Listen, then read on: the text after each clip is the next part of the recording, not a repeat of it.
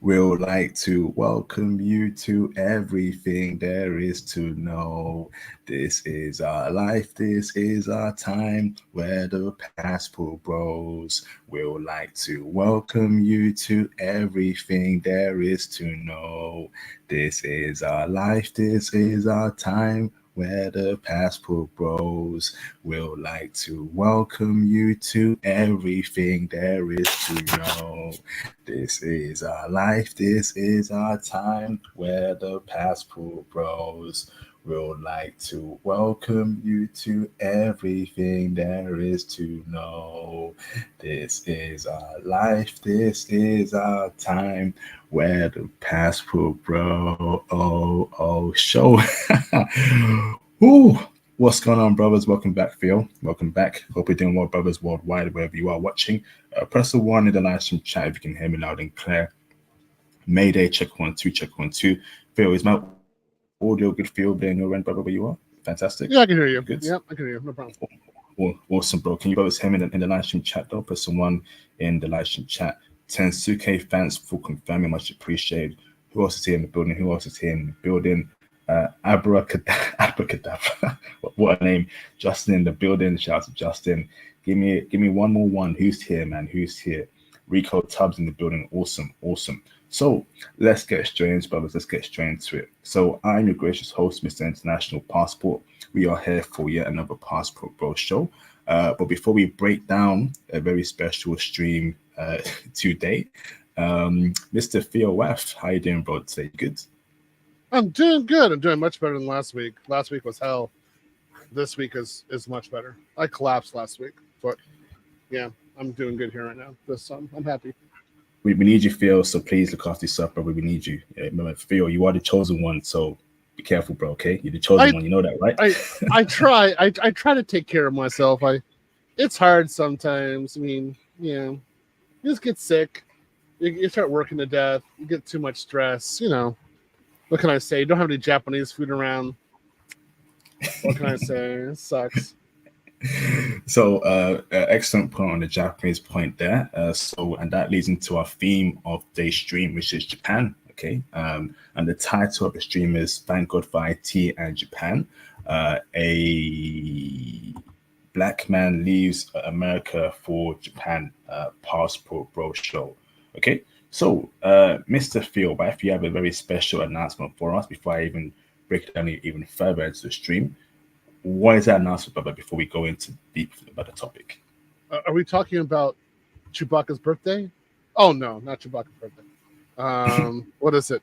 Yeah, I'll be returning to Japan. So, I've accepted another position in Japan, and I will be returning there. So it'll become my main base. So pretty happy about that. I've been working for this for a while. I've been working in the background. So it was time for my career to continue in Japan. So yeah, I'm going back. So, brother, you and Japan have a huge history, brother. History is sort of like, what's a great analogy here or comparison? History like Lionel Messi and Barcelona soccer team, or Cristiano Ronaldo and Manchester United soccer team. Huge history. Okay, so Theo, so you were back in Japan, right? Back in the 80s, if I'm not mistaken, brother, or am I wrong there? Yeah, I was in there for part of the 80s and then the 90s. So from 97 until 2011, I was there. I left just before the earthquake. Oh wow, I remember that. That was major, big news. And you have come back to the States, done amazing things here, but now Japan is calling you as a brother. So you were there as a black man there. You experienced life there in the golden era, right? The 90s or the late 80s, where Japan was prospering, right, to its great extent. Yeah. I mean, there was. You could say it kind of was. It was an interesting time, that's for sure. It's very different from what I see right now, especially in Tokyo. So it was fun. I'll say that. I would say that in particular, that I think the Japanese people were more innocent back then compared to what's going on.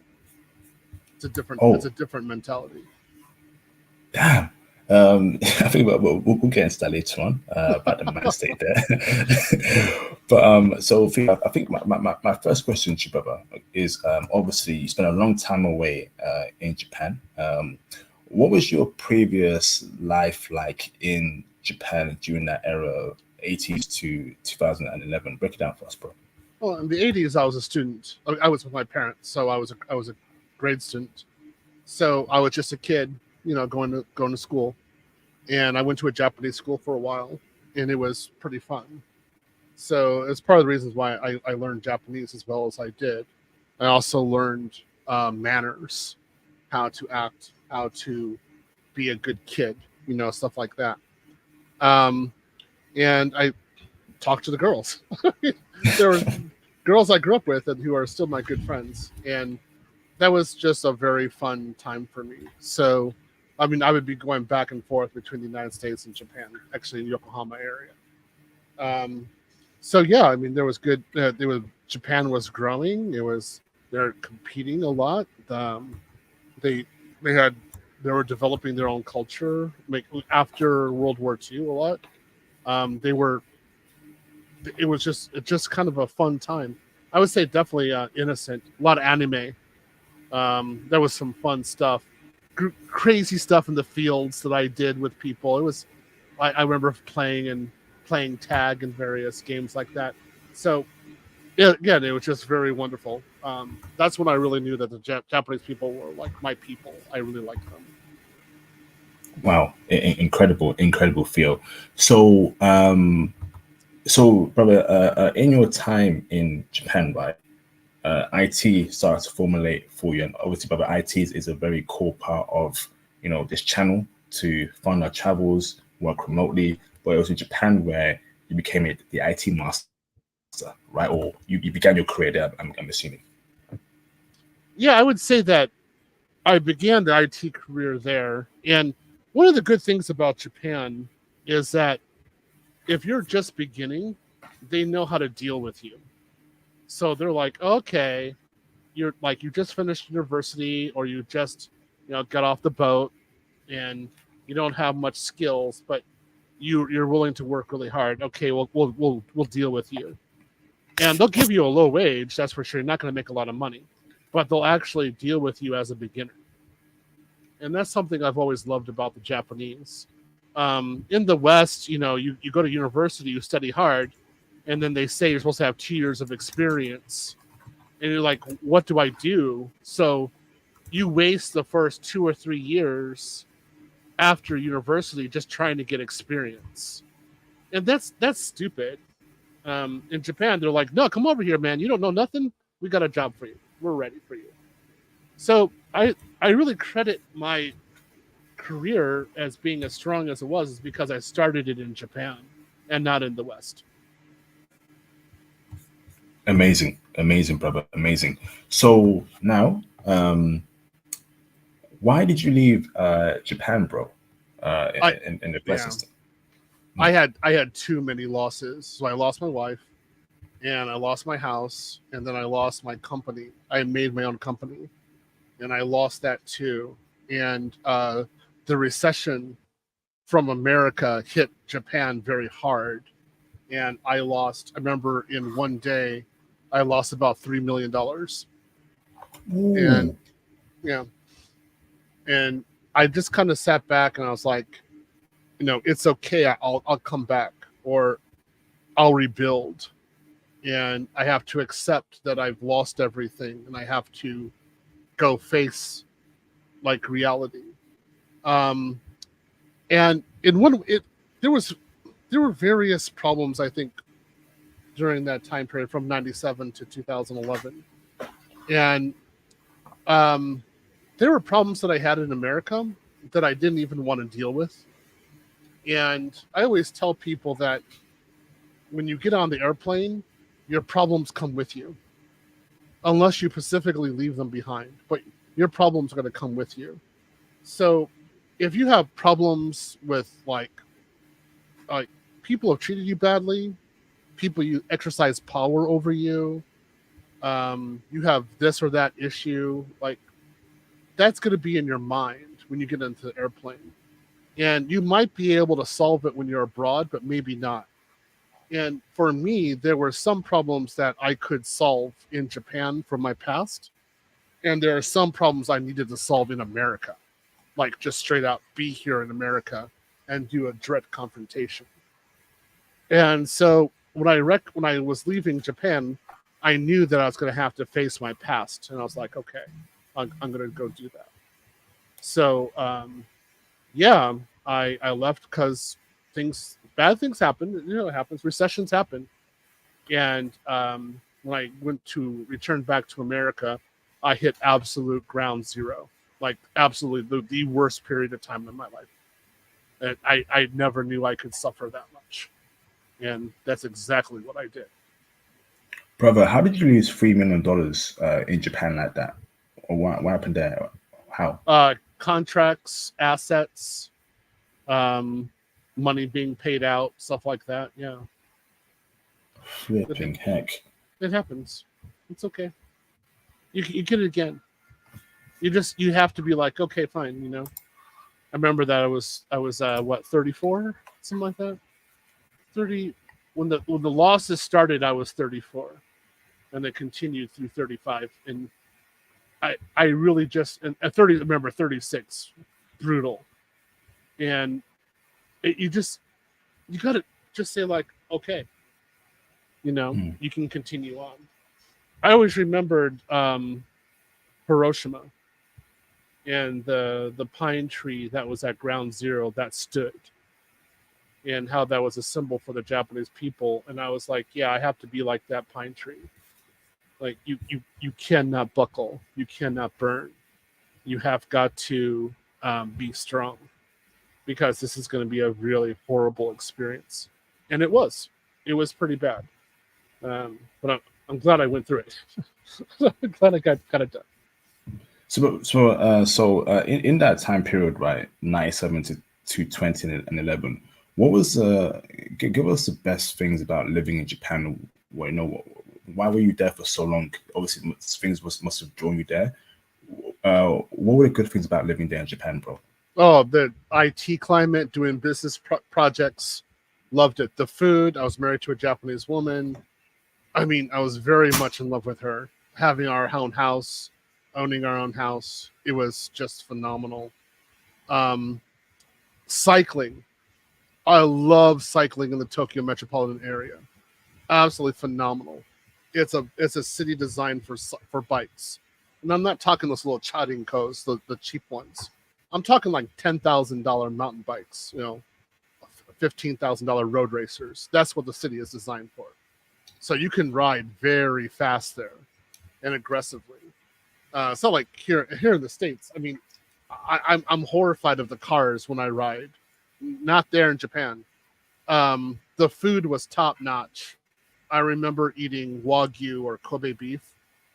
I would eat, what was it?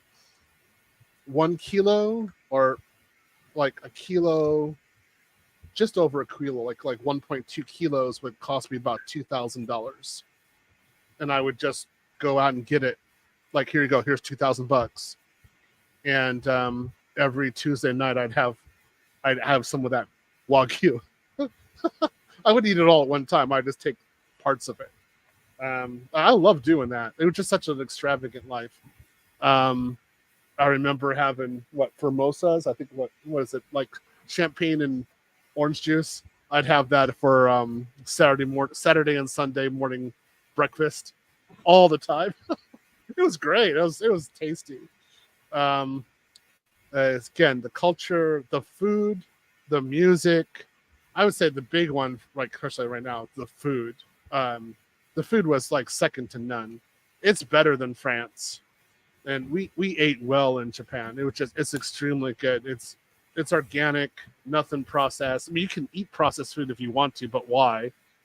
Like lamb, they have New Zealand and Australian lamb there, and they process it, like they cut it correctly. It's amazing taste. It's so tasty, so healthy for you as well. The fish is unbelievable. Sushi in Japan is unlike any other place in the world. Like, you will not be satisfied. It's like you know, like you date a Japanese woman, in Japan, you probably can't date a Westerner again. Same thing for the sushi. If you eat sushi in Japan, it's hard for you to eat sushi outside of Japan because it's like, what is this? This is not the real stuff. I want it real. The metro system, second to none. It's phenomenal. It's just so good, and just like common sense about so many things. The transportation system is also amazing. So, like for example, when I land in Japan, I'm gonna have like 2 carry-ons, and then I'll have 2 checked-in luggage, and then I'll have my mountain bike. And what I can do is I can send my mountain bike directly to my mechanic from the airport, and then my suitcases can be sent directly to my temporary stay. And then all I need to do is carry my carry-ons.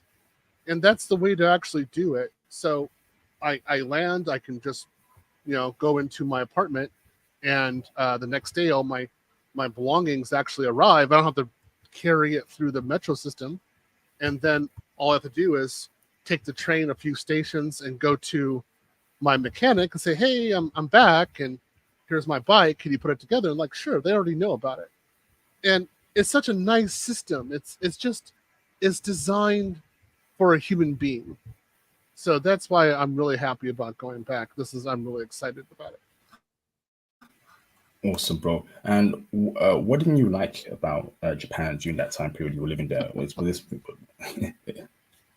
There are some things I didn't like, and a lot of it, like I was burned out, and there were problems, and most of the problems were within me. I want to say that it really isn't really Japan so much. I had to solve my internal problems, and also we always say in Japan that you need to leave Japan at least 2 weeks every year in order to be a fully functional foreigner. And I didn't do that. I just kept on going hardcore, and I started burning out, and that was unfortunate. So I look at that as my issue. But I want you to understand, though, I'm thinking like a Japanese person right now, because I'm not saying there's something bad about the culture. I would actually say it's more about me. It was a reflection of myself. So I'm taking responsibility because it's what the Japanese would require. There really isn't anything wrong with it. I was just burnt out. I had enough, and I needed to go and solve other problems in my life, and that's what I did. So glad those problems are solved. It's time for me to go back. Awesome, bro. So obviously, brother, you came to America in 2011, and you've been there since then, right? Now you're going back. How did you get the opportunity, Theo, to get back to Japan, brother? What was it, brother? Did someone reach out to you, or did you actually go out there? Break it down for us. So the entire time that I've been in America, recruiters in Japan were reaching out to me and saying, "Do you want to go back? Like, we got a job for you. Do you want to go back? We can get this set up for you." And I was like, "No, man. Like, I don't want to set foot in Japan right now." And a lot of it was because I was healing, I was solving major problems in America, and Japan was something I didn't want to touch at that point. I was just trying to rebuild I was trying to make a new Theodore, I was actually doing that rather well. So the recruiters just kept on talking and talking and talking. And then during the pandemic, I accepted one role in Japan, and I was able to work remotely. And that did about 6 months.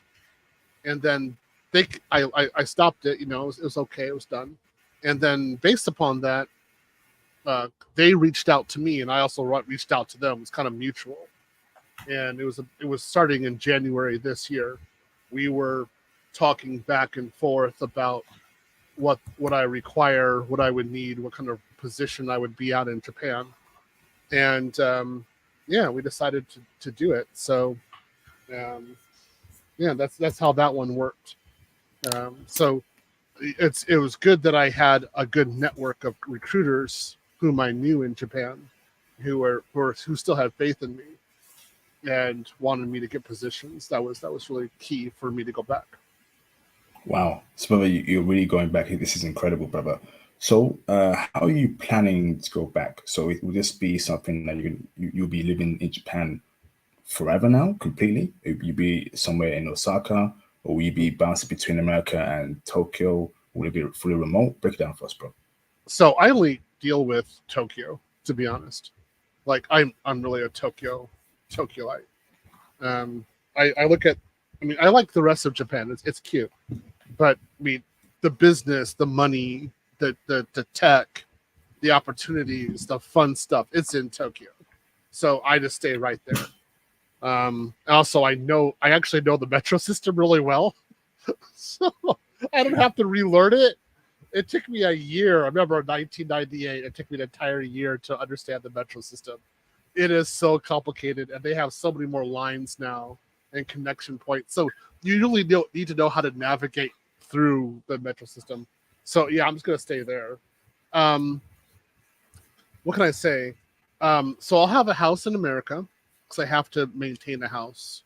So of course I'll have a house in America. I will come back to America about 2 months a year and take care of things in America.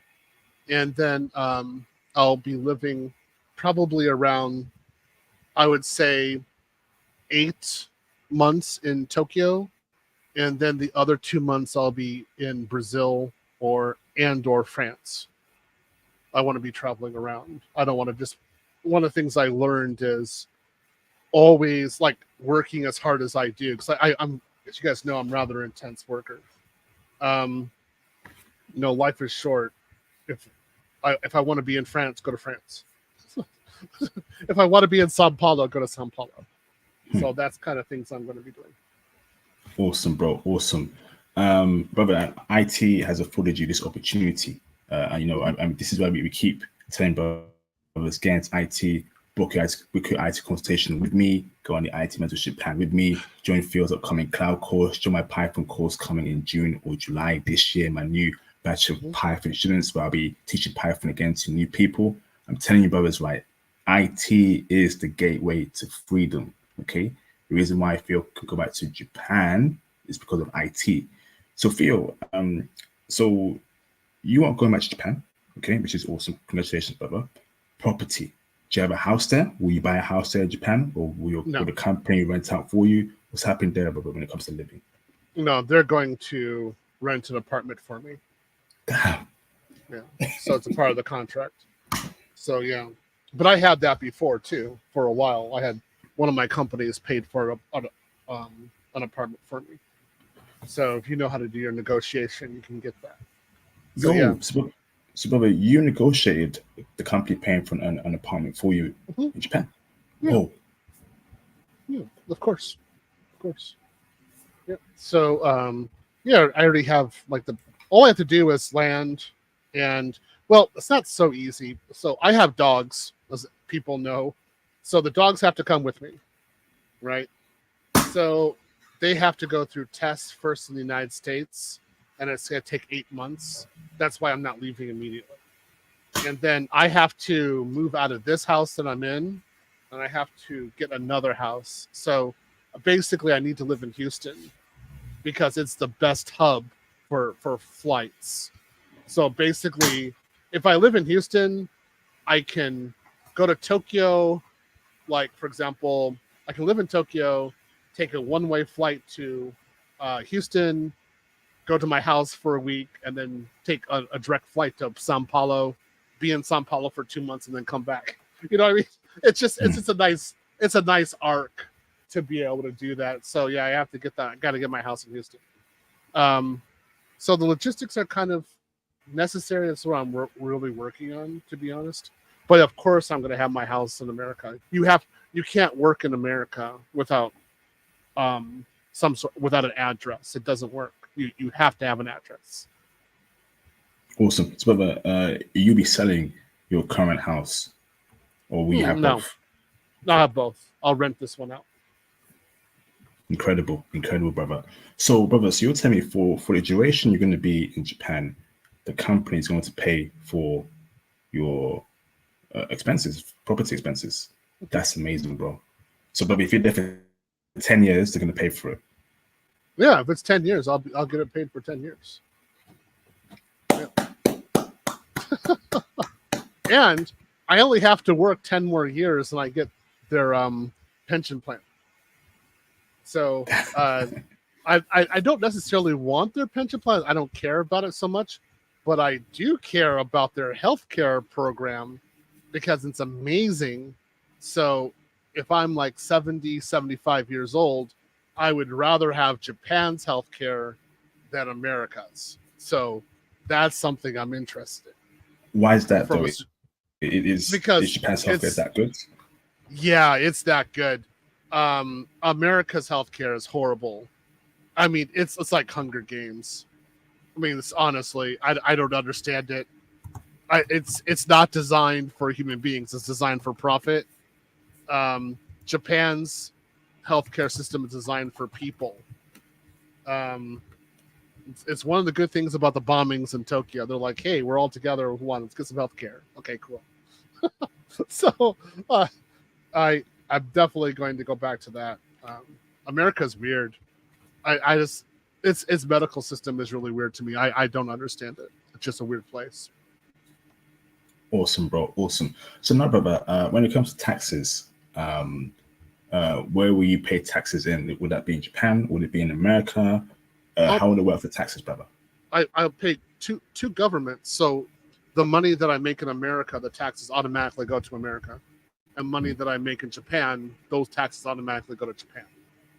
That's the way that'll work. Oh, okay. I thought if you were an American national living in a different country, you got to pay taxes to not only the country you're living in, but also America too. I heard that's the case. Is that incorrect? Well, they say that. I always look at them and say, how are you going to enforce it? Explain it to me. So if I'm in Japan and I'm teaching English at a school and they pay me in cash, how is the American government going to know that I got paid? Yeah. They're not. So I can say anything. So I always laugh at that. So, of course, with the money I make in America, the taxes are paid first and I get my salary. That's normal. But in Japan, it's the same way. The Japanese government gets their money first and then I get paid. So I'll be having income in two countries. Incredible, bro. Incredible. Okay, so now, Theo, right? So obviously, brother, you speak about, actually, before I even go into that particular topic, right? So visa. So would this be some sort of special visa you on, like a engineering visa, expert visa? What kind of visa would you be on to do this, brother? I have a permanent residence, so I can go back on that. Now, if I don't, if there's an issue, I have to go back to the embassy and ask them to make sure I still have it. If I don't have it, then I can just get the work visa, which is easy to do. So it's either going to be permanent resident or work visa. Either one is fine. Awesome, it's easy bro. to get a work visa, guys. You want to go for a work visa. That's the best thing to do. Awesome, brother. Brother, I know how much you love Japan, right? So a couple months ago, we spoke about a particular concept called the forward operating base, where we want to be all around the world, have a base here, travel there, work remotely there, travel here, work remotely there. So correct me if I'm wrong here, Mr. Theo, right? But I'm assuming Japan will be a forward operating base. Brazil will be a forward operating base. America will be a forward operating base. Is that how you're planning your bases, brother? So if I can get my company to give me a 3-bedroom, then I will allow my house to be a forward operating base. And that's because I will have to have a remote VPN connection to the United States in my house for when I work. So I'll have one computer which will be connecting to my clients in Japan, and then I'll have another computer which will connect to my company in America. And that company that connects to America will have to go through a VPN, and that VPN will actually go to my house in Houston. So that'll appear that I'm actually in the United States. So that'll be a part of the forward operating base. So basically, you'll be able to come, to my house. You have a bed. You're going to have a monitor. You have some place to make some food. You'll have a guide for you, and you'll have a direct connection to the United States, so you can keep on working if you need to. Incredible, Theo. Hold on, brother. Right. Shout out to Mr. Eric Mogadishu for the support. Appreciate you, brother, for the support. Would it be better to work remote or local for IT? Remote, brother, without some doubt. Remote, bro. It matters, like, how much effort you put into it. So, I mean, like, for 12 years, I had the legal right to work in Japan. Well, for 12 and a half, 13 years, I had the legal right to work in Japan. So I liked that I had a career there. It was something that was very good. So if you can work for a Japanese company, I would go for it. But if you're going to work for a Japanese company, that means you actually have to put in some work. Like, you need to know what you're doing, and you need to speak in Japanese. Like, it's work. This isn't something you just walk in and do for the most part. So speaking in Japanese means reading and writing in Japanese with, like, a pen, like open a book and be able to read. So you're gonna have to do some work to do that, like I did. Now, if you put the time in and you do the work, you can work local in Japan. But the reason I would do it, in that case, I would do like what I'm doing now. I would work locally in Japan and also have a remote job to the United States, to your home country. And then you're getting double income. And for retirement or for investments, that's just going to help you out so much. And Japanese is not hard. Japanese is my easiest language. Japanese is simple. It's straight out the easiest language that I speak. Russian is by far the most difficult. Russian is demonic.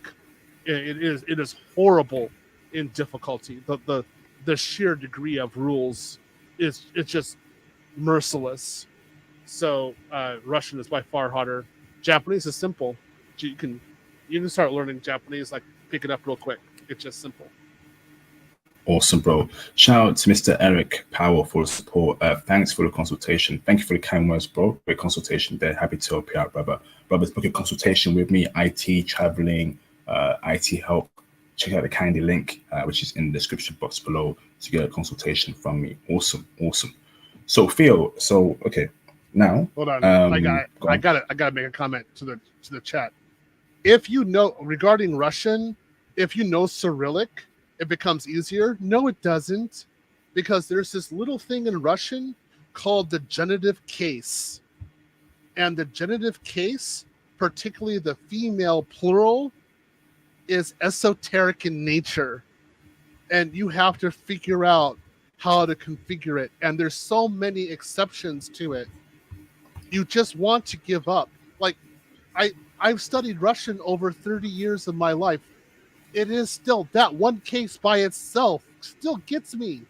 I don't have anything in Japanese that even comes close to it in difficulty.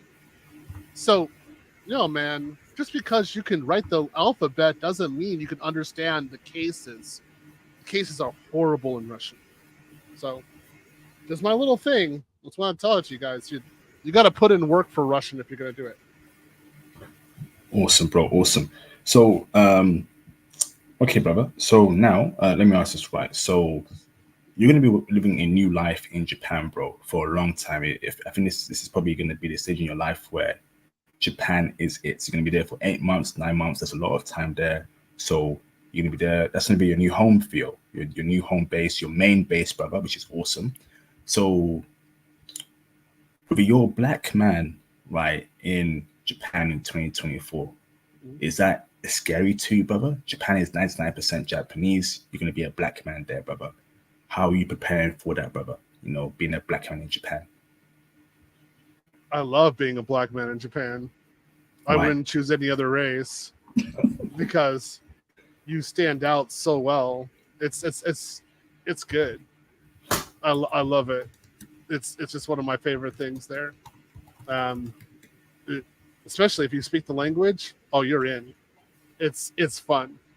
So I would not. There's There's very little problems with it. It's good. I'm serious, guys. Japan is one of the countries where it is great to be a black man. So go for it. Give us some reasons that why it's great to be a black man in Japan. They like black guys, especially if you're Women? educated. Oh yeah, yeah. The women love you. I mean, yeah, there's plenty of opportunities. They think you're cuddly. They always thought I was cuddly. They always want to talk to you. They want to know about your life, particularly if you're communicative and open. They just love sitting there and talking to you. And you can get some of the most amazing fly women to sit and just talk with you and have a good time with you during the day. I'm talking straight out. Like, women you see in publication don't look as good as the women in real life who will actually talk to you. So it's just one of these places that's like a treasure zone of gorgeous women. I'm just serious. It just might as well go. Plus, you have a lot of the international community. So if you do want, like, for example, this is something I'm thinking about. If you want to date a Swede, they're there. You want to date a Brazilian? They're there too. You want to date a Korean? They're there. And a lot of these other races are actually, other nationalities are very much open to dating because if you're a foreigner in Japan, you got to be cool. If you're not cool in Japan, you're not going to last. So if you're cool, you know what's going on. You're not applying pressure. You just kind of go with the flow. Yeah, Japan's going to be a fun place for you to grow. So, Baba, how does one become a cool black man in Japan? What do we need to do to become a cool black man? Is it how we dress, how we come across, have an accent? How do we become a cool black man in Japan, bro? First thing, learn the language. Know how to make jokes in Japanese. I like making jokes all the time. I really enjoy it. So I make jokes in Japanese. I have a great time. So that's one thing. Know some good restaurants. Know something about the culture, the food. Know something about the samurai. I always say that about really medieval Japan. And just be like calm and collective and be somebody who looks Japanese, particularly Japanese women, looks Japanese women directly in the eye and smiles as a little goofy. They love it. They just melt. I'm serious, man. Those chicks melt over that. So it's easy. I mean, it's just so fun to do. Wow, incredible, brother. So over 8 months in Japan, brother, this is a potential where you're probably going to be there for the rest of your life, right, Theo? We can assume that, right, Theo? Right? You're probably going to be there for the rest of your life in Japan? No. Oh. I'll probably, like, ultimately, like, I would say past 70, probably going to be more or less like Thailand or Brazil. But I would say for where I am now until 70, the real focus is probably going to be Japan. Okay. But that will, but let's keep it a stack, right, Theo? But let's keep it 100, right? 100%, brother. A stack, right? That will include you, Theo, dealing with Japanese chicks, brother. Nothing. let's keep it real, brother. So, brother, I know you're into blonde Becky's, Slavic woman. I know you love them, Theo, right? But you'll be in Japan for a long time there. So, brother, does this mean that Wifey, future Wifey, will be Japanese, brother? That's going to be your main priority, getting a Japanese girlfriend or wife? I don't know. I'm coming in with a very different viewpoint this time. So I'm coming in with a viewpoint that I wish I had about 20 years ago, 25 years ago, which is I'm pretty much open. So I'm not necessarily only looking for Japanese women this time. I'll be in an international community. I'll be with international people. I might be dating international people there. That would actually make a lot of sense, especially because of my economic rating, how rich I'll be. So, yeah, I mean, for example, if I can date a well-to-do Swedish woman there, I'll do it. If I can date an educated, well-to-do Brazilian, I'll do it. I don't have any problems with that. So it's not necessarily only looking at Japanese, although Japanese women will be the easiest one for me to date. Like, boom, got one. It's simple. Yeah, they're going to be very, very easy to date, but it's not this time. Like before, I was totally close to it. Now I'm going to be a little bit more open. But when you say easier to date, is that because you know the language, the culture, where to go to pull woman? I see. Yeah. You got to know where you are and what you're doing, and then how to talk. Like you need to do cold approach. Basically, it's like this, guys. I can turn off my phone and be fully functional. I don't need to have my phone on, but I can just put it in my backpack or solely forget it. So I know how to order. I know how to speak. I know how to like just talk to a woman straight out and say, "Hey, what's up?" I know how to do small chit chat when I'm ordering, when I'm buying things at stores. So that's going to be really good for me when I go back. I know how to integrate, and I know how to be functional. So I'm going to use those skills to my advantage while I'm there, of course, and I'm going to be developing myself as a human being. That's what my real goal is to do. Also, on the side, I've always wanted to do what is it? Judo. So I'm definitely gonna do judo when I go back there. I only did judo a little bit when I was there, but I'm gonna do a lot of judo. I'm probably gonna go hardcore into anime, like I've never done before. Anime, like just wild. Mm-hmm. Watch the anime. Akihabara. Okay, Yeah, nice. yeah. Anime. You're an anime fan. Okay, interesting, bro. Nice. Yeah. And then Japanese economic history. I've always loved that. I'm going to go major studies in that when I go there and get a lot of books about that. I've always wanted to get better in that. Of course, I will be working in AI systems in the cloud, AI security, and I will be promoting those kind of solutions for companies in Japan that are comprehensive and dependable. So that's going to be the real goal in the next 10 years, is working in AI. So, brother, will you be working in English or in Japanese in your role? Both. I have to be good in both. I mean, for example, to get myself practicing, I got my books.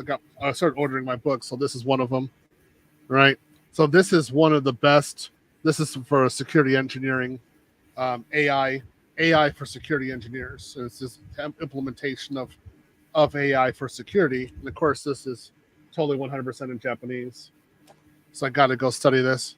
Another one, as I just told you, this is Python in AI.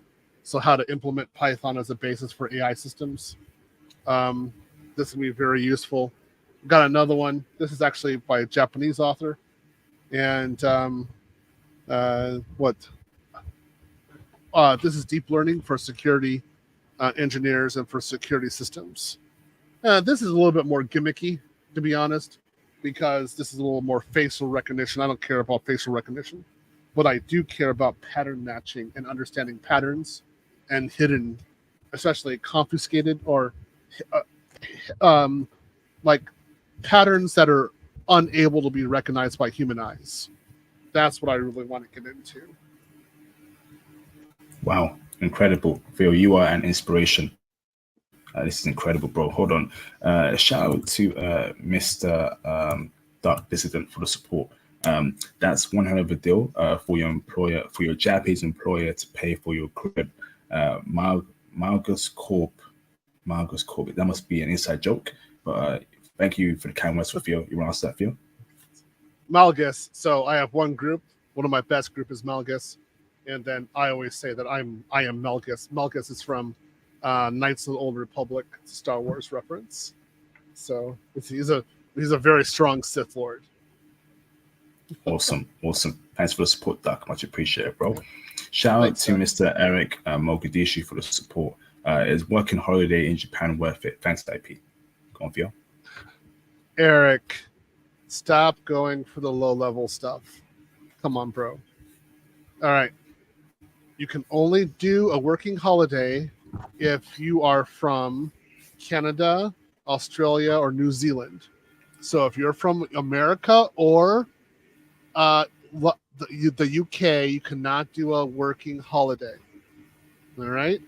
And that's because Japanese people can't do working holidays with us. So it's a reciprocal agreement. But the thing is why are you thinking about working holiday? Because it's only 18 months. So I would say go harder, man.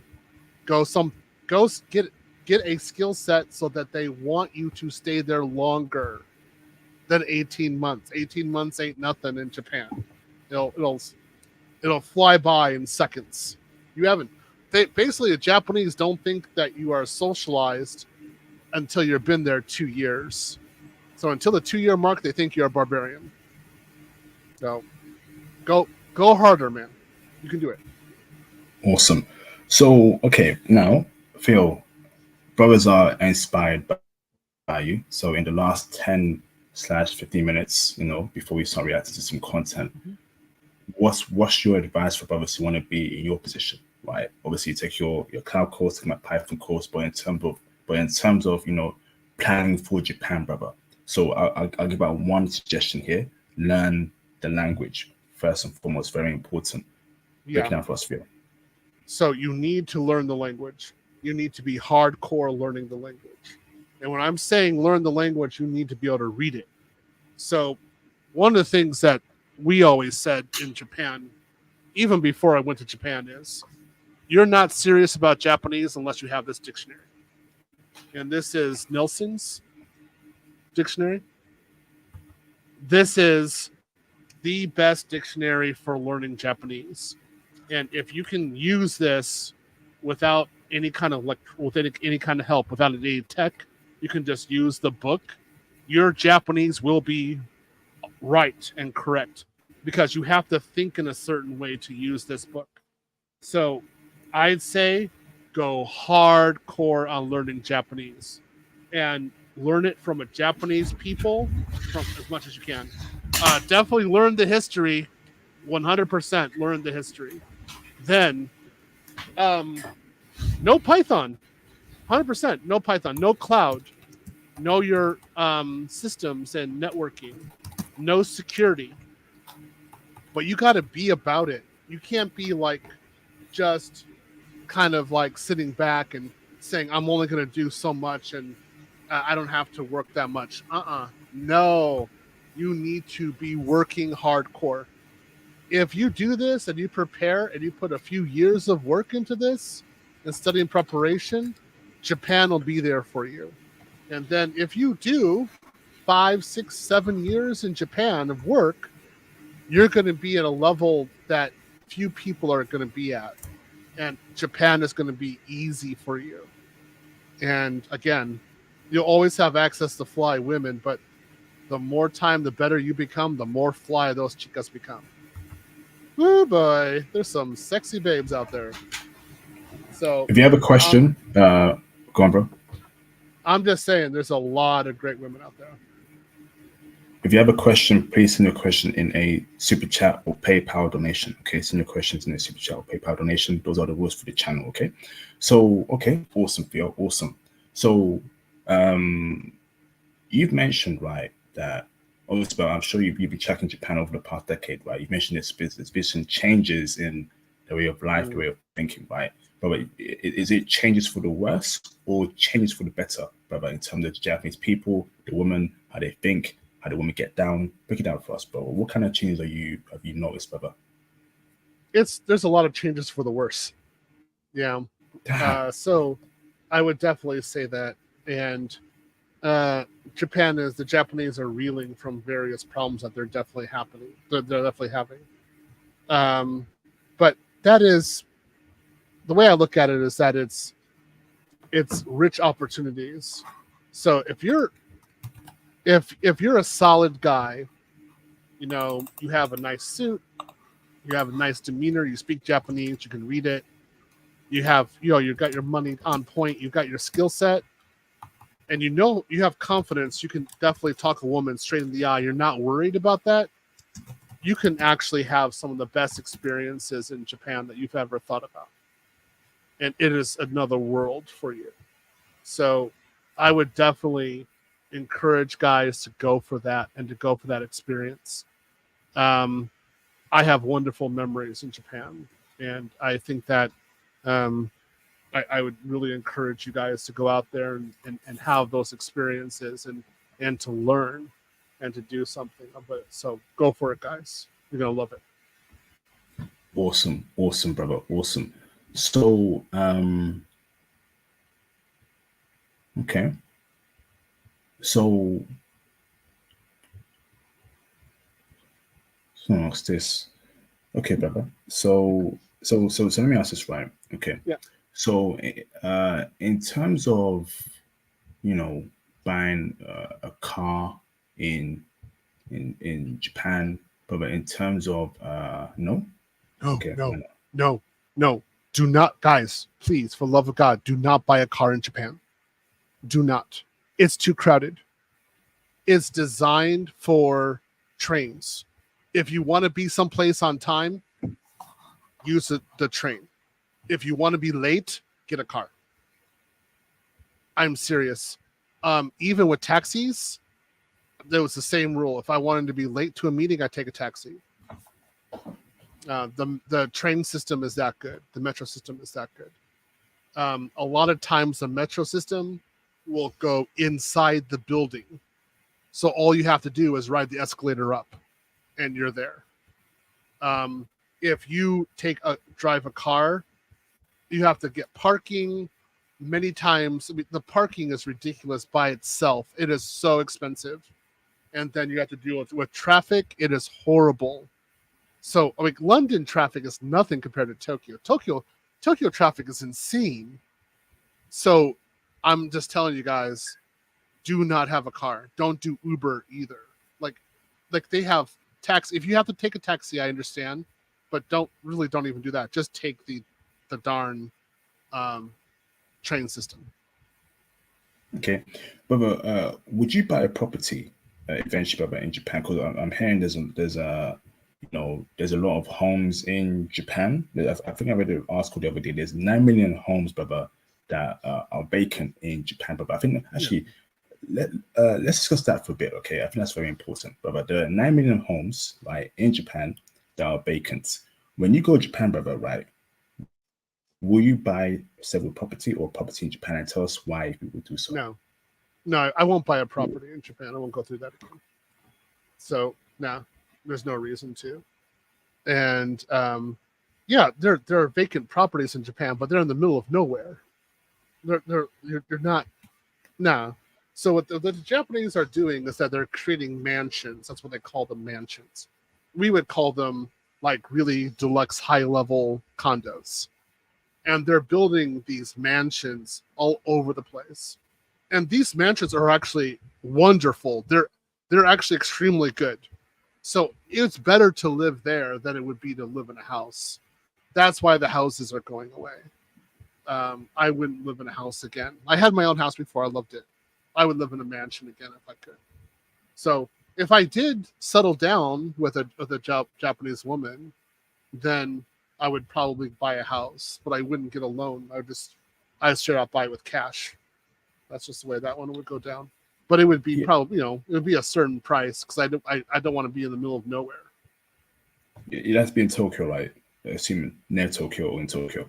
All right. Yeah. I'm not going to live like on the other side of the mountainsides. I'm not going to, like, there's no way. Like, I see these houses for sale, and I'm like, do you know where they are? It's like, okay. So you have there's a city called Detroit in America, and it's going through depopulation, and it's saying like you could live here for like $10,000. I'm like, I want to live there for $10,000. I get shot.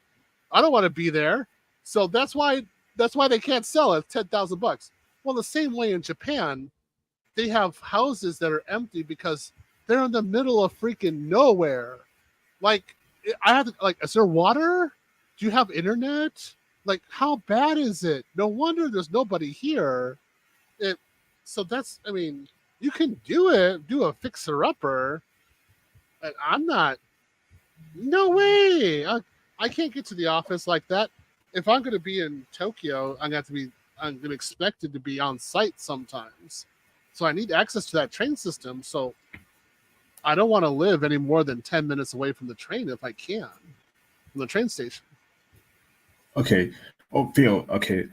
So let me ask a question for you, too, right? Okay. So obviously, brother, in Western countries, in UK, America, Australia, a lot of people, right, particularly black men, are being priced out, brother, to buy a property, whether it's an apartment, whether it's a house, brother, particularly in certain cities, maybe in New York, California, certain states, brother, right? Their passport bros, their NIT, they're making great money in America, but they can't afford a property in the West, right? Would it not make sense, right, to start looking abroad and potentially Japan, first world country, women there love black men? Shouldn't we be buying property, brother, in Japan as brothers? No. That's If you have to hold on, be. brother. If it's in Tokyo, property is in Tokyo. No, there's no properties in Tokyo like that. Tokyo is one of the biggest markets in the world. Nothing is dilapidated in Tokyo. If something's dilapidated in Tokyo, they just tear down that and build something new. They're really good about that. There aren't that many old homes in Tokyo because they just tear them down and build new ones. So that's not going to happen, and not in Tokyo. No. You you're not be buying a property there. It's going to be very hard for you. So I want people to understand that. Come with a proper expectation, particularly for Tokyo. Now in the West, they're talking about black men being priced out. Well, when I was in LA, I was making $300,000 a year, and I was priced out of the LA market. I knew to leave. It wasn't just that. It wasn't so much black men. Everyone was out of the market. No one could afford it. So we left. So if you're in the West and you want to buy a property, go to the countryside. So one of the reasons why I'm moving to Houston is because I can move 1 hour away from Houston to a relative countryside and build a house there or buy a house there. That's why I'm going. Go to another place. You don't have to be in this area. I make $600,000 a year, and I've got over $1 million in cash assets and trust fund. I'm not going to live in Manhattan. What do you think? I'm nuts? No way. It's too expensive. I'm not going to do that.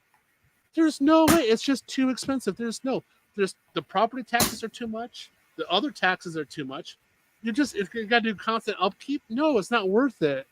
So I would say, guys, be smart about that. Be smart about where you live.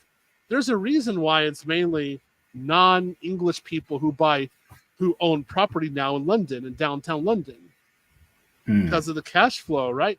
But also the English are smart and they go to the countryside. That's where their pound makes more sense. Has better bang the buck. Is it me? Is Theo frozen? Bang for the state. What's going on there? Oh, you're back now, Theo. There I am. Yep. I started seeing that. So, and for some reason, there's something. So again, sorry guys, I'm frozen. Leave if you're in a metropolitan area in the West that is expensive, then work remotely in the countryside. That's one of the first things you want to do. Don't stay in that metropolitan area. It doesn't make sense. Leave it. That's what I did. I'm gonna have to leave Austin as well. Same kind of idea, because sure, I got plenty of money. Why would I spend money like that? It doesn't make sense. Go someplace else. But so let me ask, right? So obviously, you have to obviously commute into the city if you're living in the countryside, particularly if you're not full-time remote, right? You're saying it's worth doing that and living and owning a property in the countryside, brother? Is that what you're saying? No, because if you guys are really gung-ho about getting a property in Japan, you're talking about 2 hours away from Tokyo by bullet train. Well, then how are you going to do a commute. You could do commute 4 hours a day, and that's you have to pay like that bullet train's gonna be at least $100. So you're gonna go do that? Really? I don't think so. Doesn't make sense. No, man. You'll be in the middle of nowhere? Nah. Then nah. You're not talking about Yokohama or Tokyo there. Even Osaka doesn't have like dilapidated houses like that. Because if they do, a developer is going to buy that real quick and put a house there. Awesome. Hold on. Shout out to Mr. Eric for the support. No, you already asked that. Shout out to Mr. Jacques Feebooks. Sorry if I misspelled your surname. Apologies, brother. I think that's French, but I can't speak French like that. Is it Feebooks, Theo? Tebo. Okay. Theo, what are your thoughts on Quebec? I live in Boston. I want to tighten up my French and start a family in Quebec, outside of Montreal. Give us the thoughts, Theo. Je m'en fous. Ils sont des plucs. I don't care. They're a bunch of country bumpkins. Like I don't care about Quebec. I mean, if you want to, go for it. It's cold. Why would I go to a cold place? It's expensive. So if you really want to, go ahead. I'm not. It's just not my thing.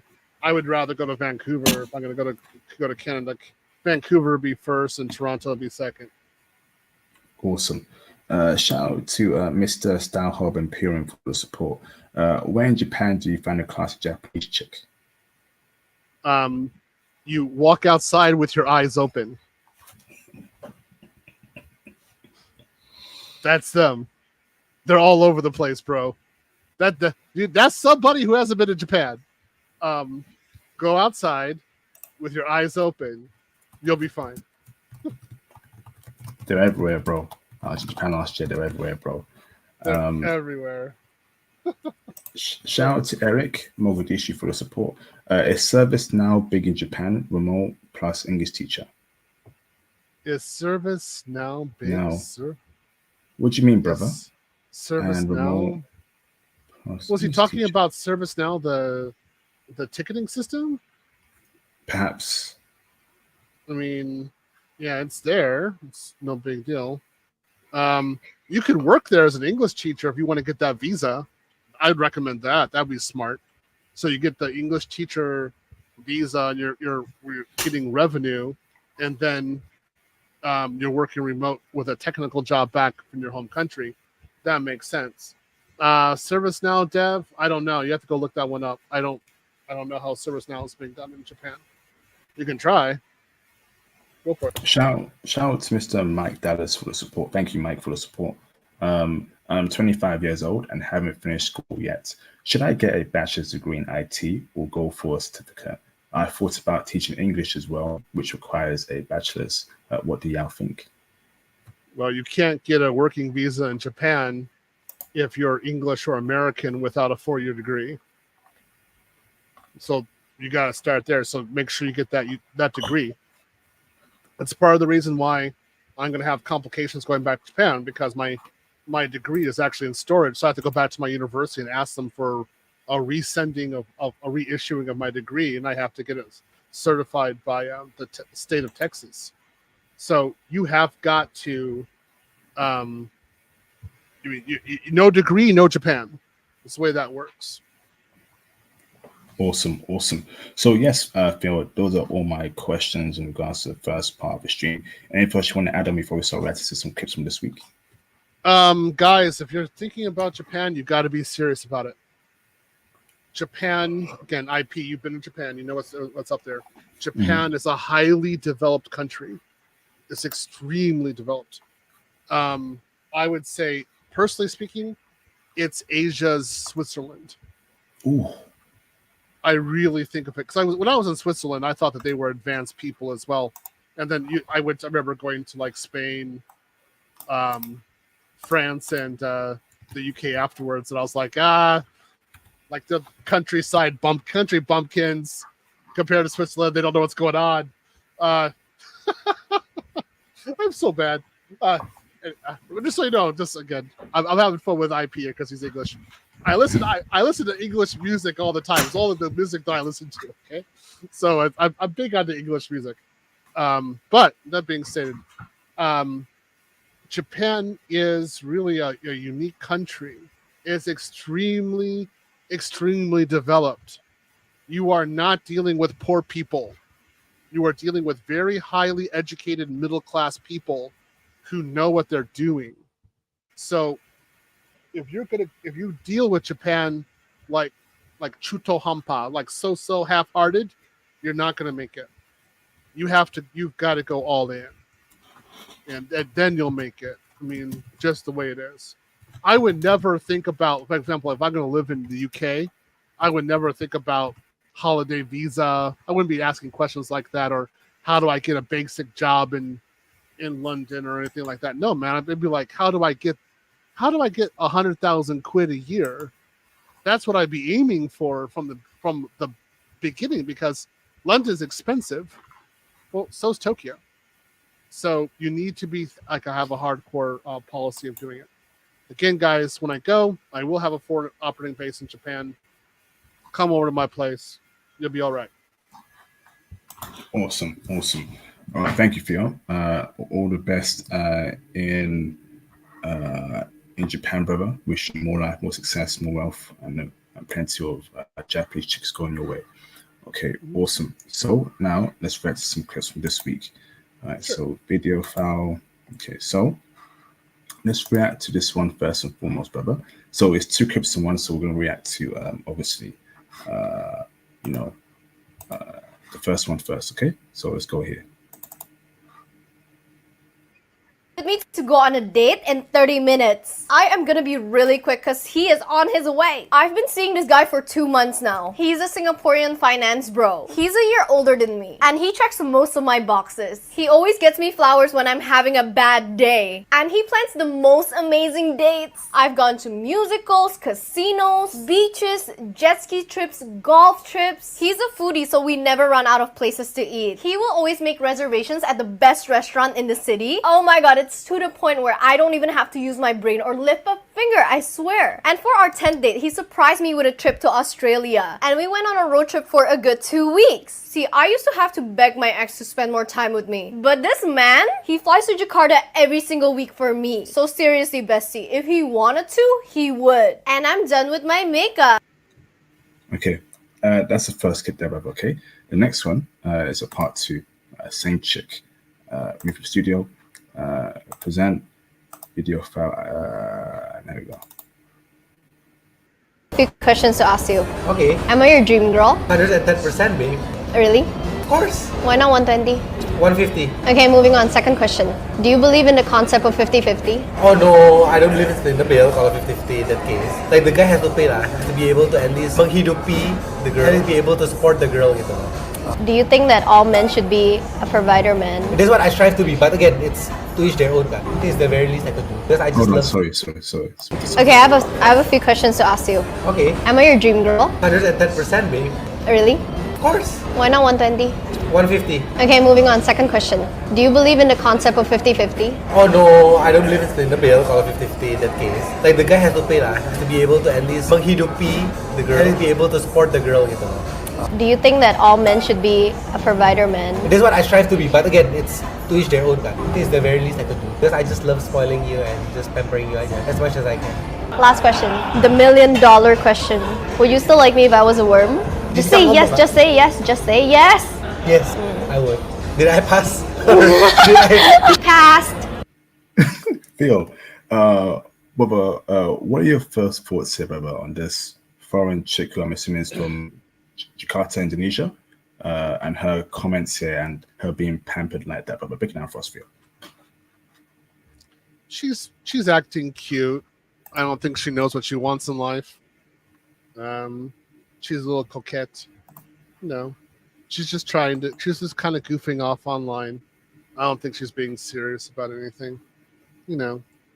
We'll see how she goes. She's just having fun. This isn't a serious girl. Brother, let's say she is serious, right? Do you think that, the guy is doing too much? He's doing too much to provide for her, but not even provide for her, right? But to keep her happy, right? And I think at a point it comes to a point where can the average guy or can a normal guy continue that consistency of keeping her happy, buying her flowers, doing all this for her, flying her to Australia for whatever, brother?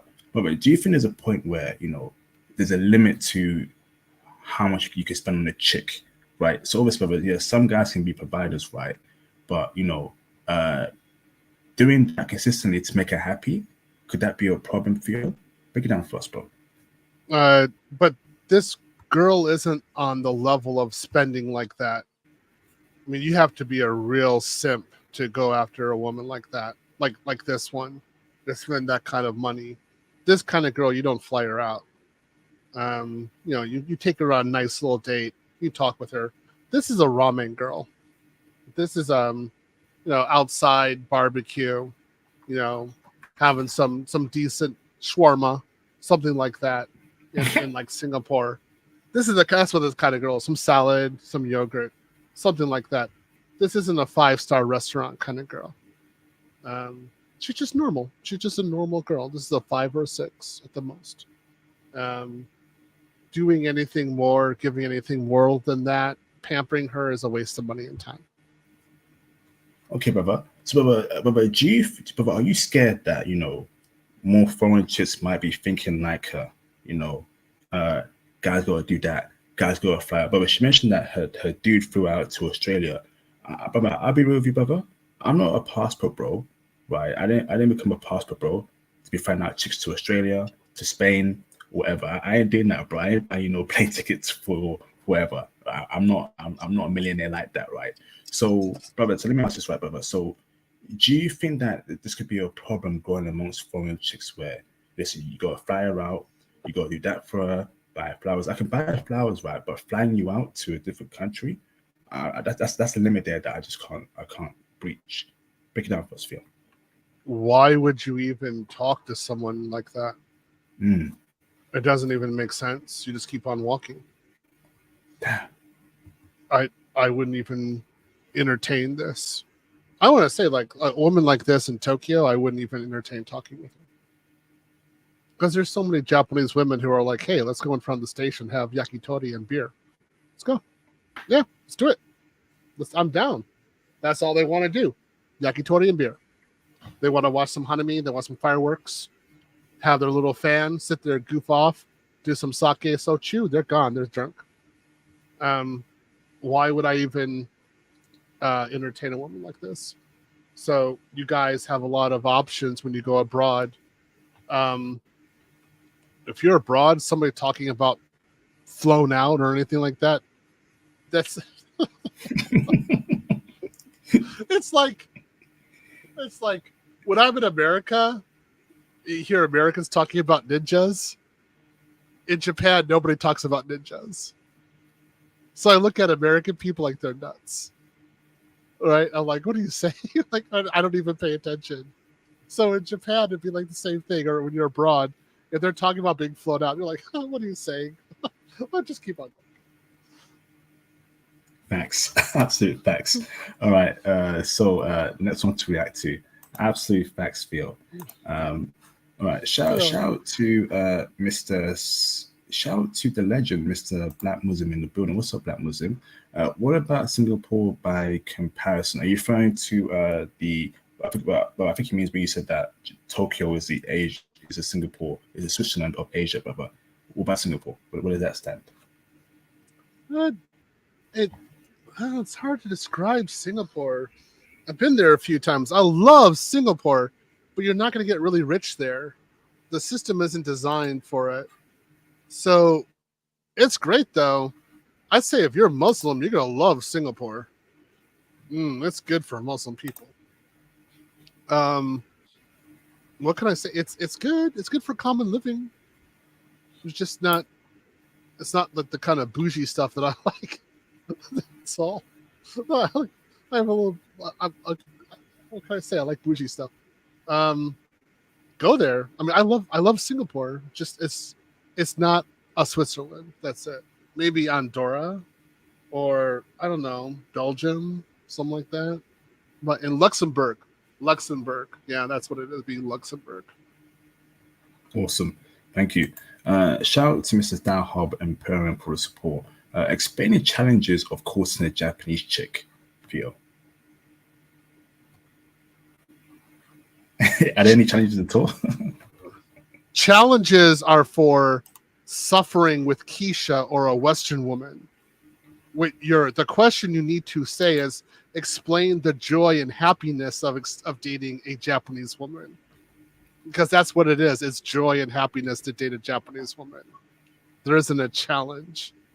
If you think there's a challenge, you're not ready yet. So if you go to Japan and go observe and see how we do it, I would say go do that. But it's dating Japanese women is one of the easiest things. You know, like, again, to make it easy, like, again, here, like, I have no desire to date American women or Western women whatsoever. I go to Japan the first week, I'll have a girlfriend. Like, done. It's that easy. Awesome, brother. So let's react to the next clip. For men, why don't you guys approach us in public? It's so frustrating. Like, I just went to Lowe's and I was walking around grabbing some supplies for my move, and I made eye contact with like 3 different guys. I was smiling, I was just like doing my thing, and nobody came up to me. They almost seemed like annoyed that I was looking at them. It's just such a weird world we're in. I guess everyone uses online dating apps, but if you guys would just like approach a girl, I'm telling you 99% of women would love it. Like, all you have to say is like, you know, oh, I love your shoes, or, you know, do you need help with this, or literally anything, and you'll be able to tell right away if she's like vibing with you, or if she's into you, or if she's not interested and has a boyfriend. Like, she'll probably just like be a little bit more shy and walk away or something. Like, Nope. It's not that simple. This isn't 2003. This isn't 1983. This is 2024. Cold approaching in the West is a no-go. Okay, if you want to save yourself, if you want to avoid going to jail or getting the cops called at you, okay, or being shouted at in public, do not cold approach Western women in 2024. Over the past 10, 15 years, we've seen articles of women saying we don't want to be approached. Guys who approach are creepy dudes only approach. Brother Theo, like, men see that and they're thinking, I ain't gonna come near you, because there's no benefit in cold approaching Western women. It causes more trouble than benefits in 2024. So all this radical feminist stuff, right, that's been pushed over the past couple of years, okay, where they've demonized men for cold approaching chicks, where they've demonized men for saying, hey, I like your hair. Hey, I like your brows. Ugh, you're disgusting. How dare you look at me in that way? Men are thinking, what's the point? There ain't no point in cold approaching. Break it down for us, Theo. I totally agree. After the Me Too movement in the West, cold approach died. You are a fool to be doing cold approach in the United States. I'll also say in the UK.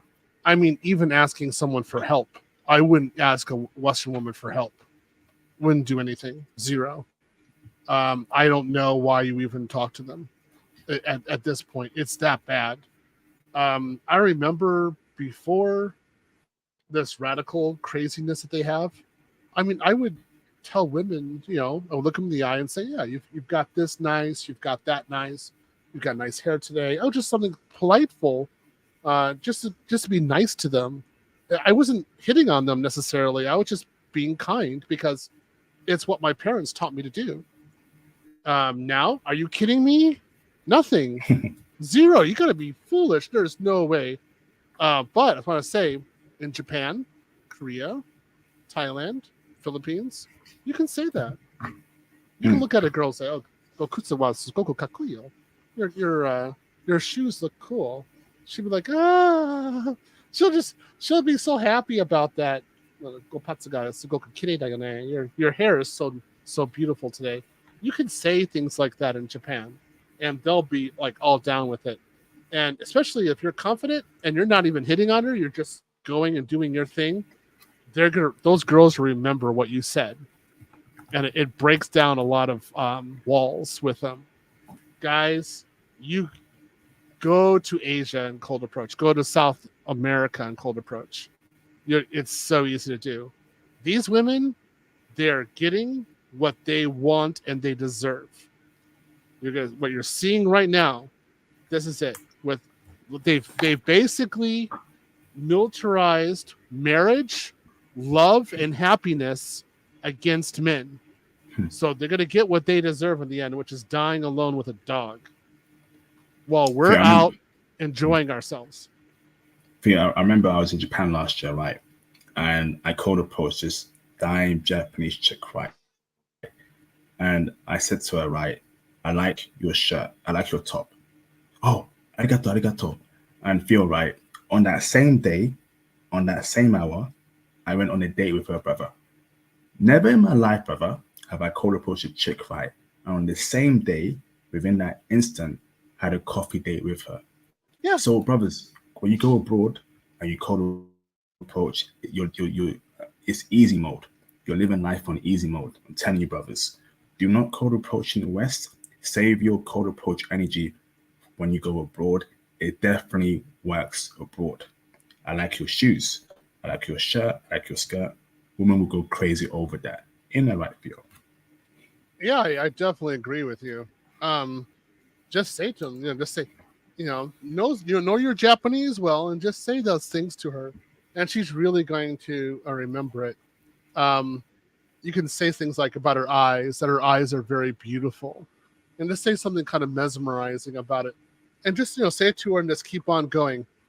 The next time she sees you, she is gonna want you, man. Guarantee you that. You can set up situations like that in Japan so easily. It's a gold mine for that stuff. It's so easy to date in Japan. It's just simple. Guys, go for it. I'm just saying, at least use Japan as the minimum level for dating. Go out. Forget this stuff. Women like this blonde, they exist in Japan. Nobody talks to them. But they do exist in Japan. Awesome, brother. Right, so next one to react to with the studio. Shout out to Mr. No, Tarzan, no one said that. No Diddy up in this mofo. Pause. No, hell no. Shout out to Mr. Umi Edward for support. Salute IP and Theo. Still studying for my AWS essay and Security Plus.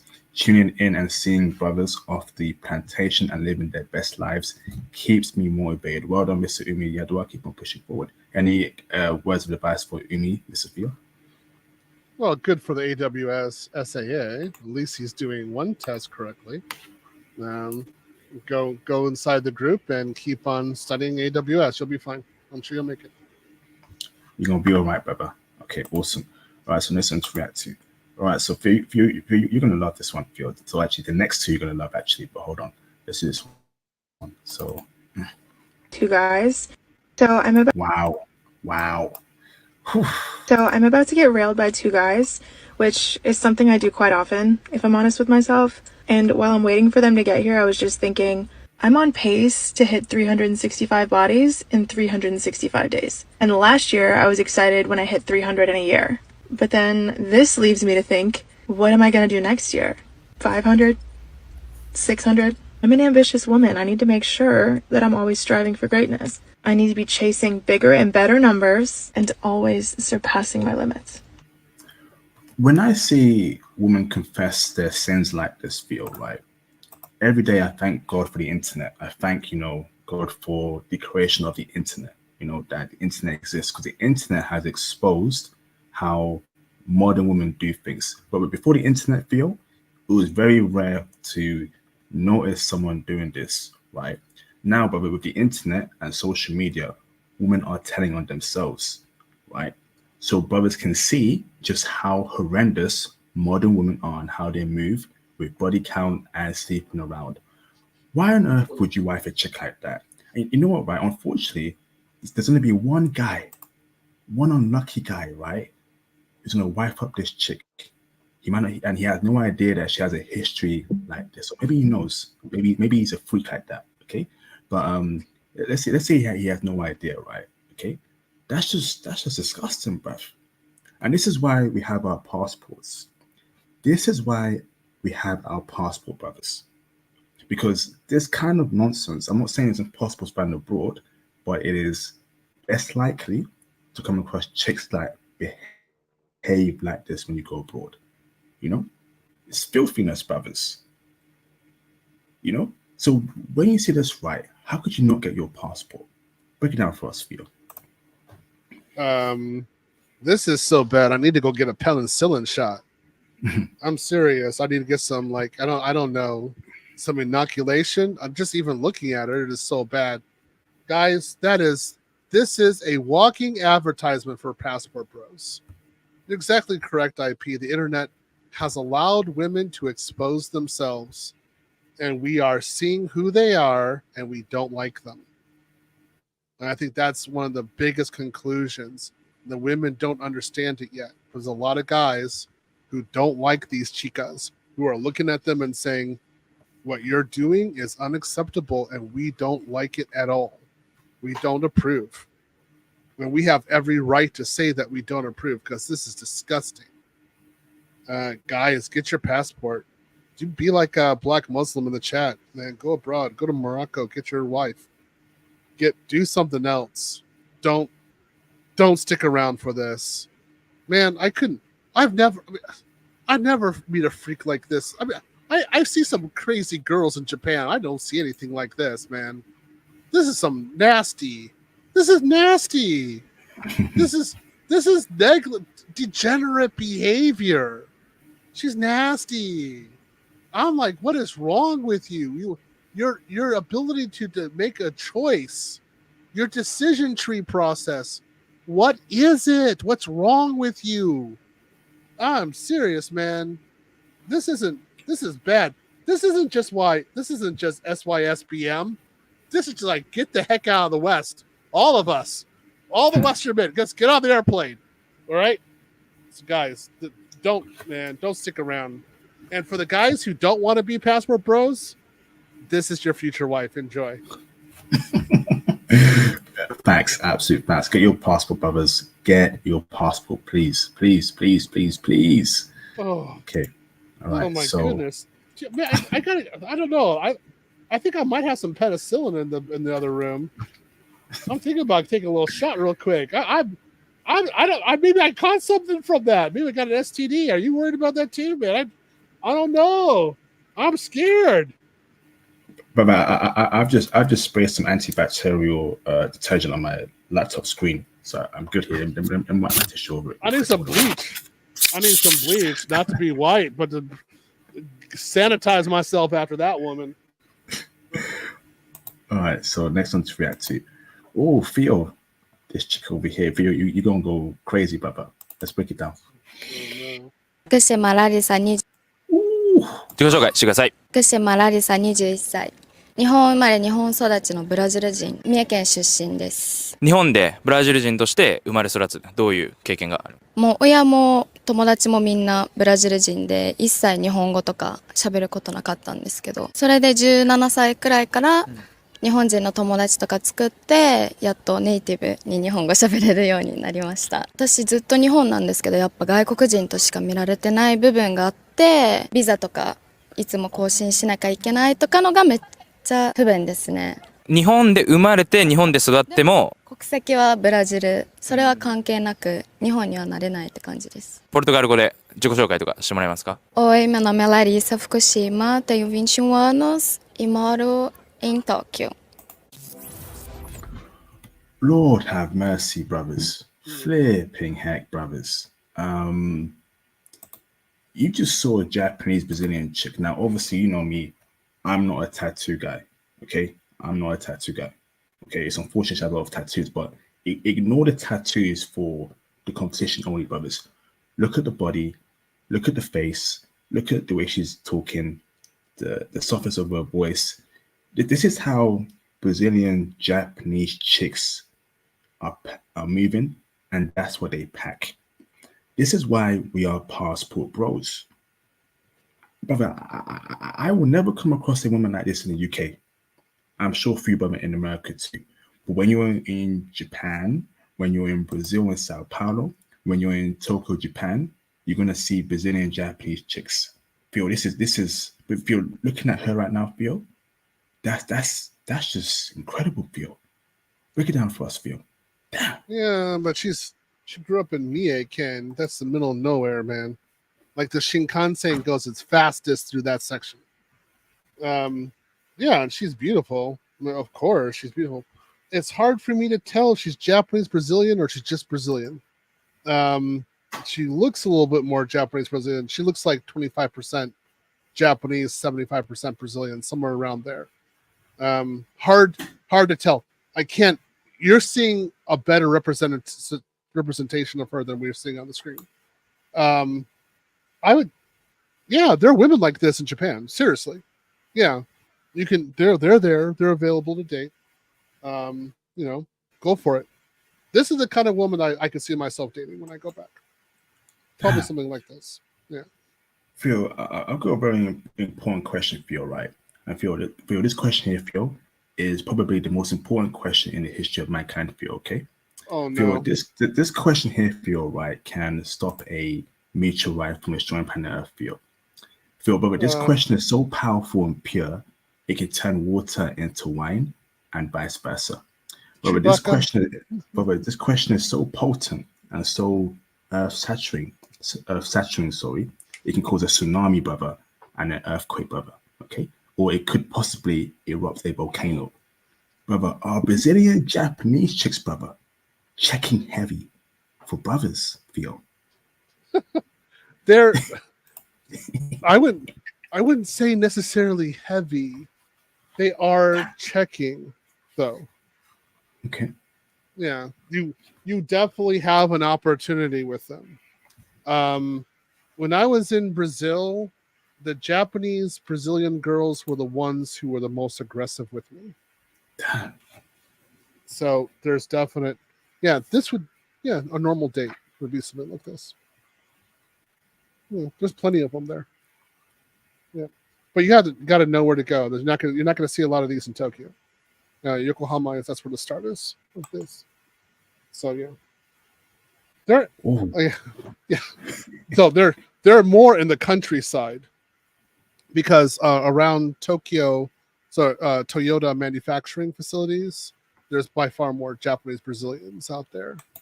So that's why I think Mie makes sense. That's why she's out in that area, because it's in the middle of nowhere. So yeah, go for it, guys. Yeah, enjoy it. Bro, get your passport, brothers, man. You want to get a chick like this, that looks like this, that behaves like this, that's packing like this. It's only possible by a book, a rectangle book that says PASSPORT on the front. Get your passport, please. Feels want to bring it out. Where's mine? Is it here? Is it here? No, it's on the other desk. That's over there. Yeah, sorry. I got Moby. Moby. Oh, Moby, the singer. Yeah. Lounge. I got more music. I listened to this a lot when I was in Japan, so I just bought it again. First time I'm listening into America before, since I was in Japan. So I'm gearing up. I'm really gearing up mentally to go back to Japan. Do you have the Moby album where he's wearing a spacesuit? And it has a song. Oh yeah, I love that album, bro. A classic album. Yeah, it's a good awesome. Feels got good music taste. Awesome, bro. Good stuff. All right. Shout out to Mr. Joseph Ashbury in the building for the support. What's up, Joseph? Been a minute, brother. Hey, IP. Hope all is well. I am holding up good. Good to see you. Good to see you, to Mr. Joseph, brother. Again, reach out to me anytime you want to, Joseph. If you want to speak to me one-on-one, brother. And hope you're doing better, Joseph. But good to hear and see you, brother. Okay. Good stuff, brother. Shout out to the Black Muslim again. Appreciate you both for the support as always. That's the legend I've heard of in Japan. Wow, yes, indeed, Black Muslim. Maybe there could be a Japanese Brazilian Muslims Black Muslim for you, brother, to wife up. That'd be the dream.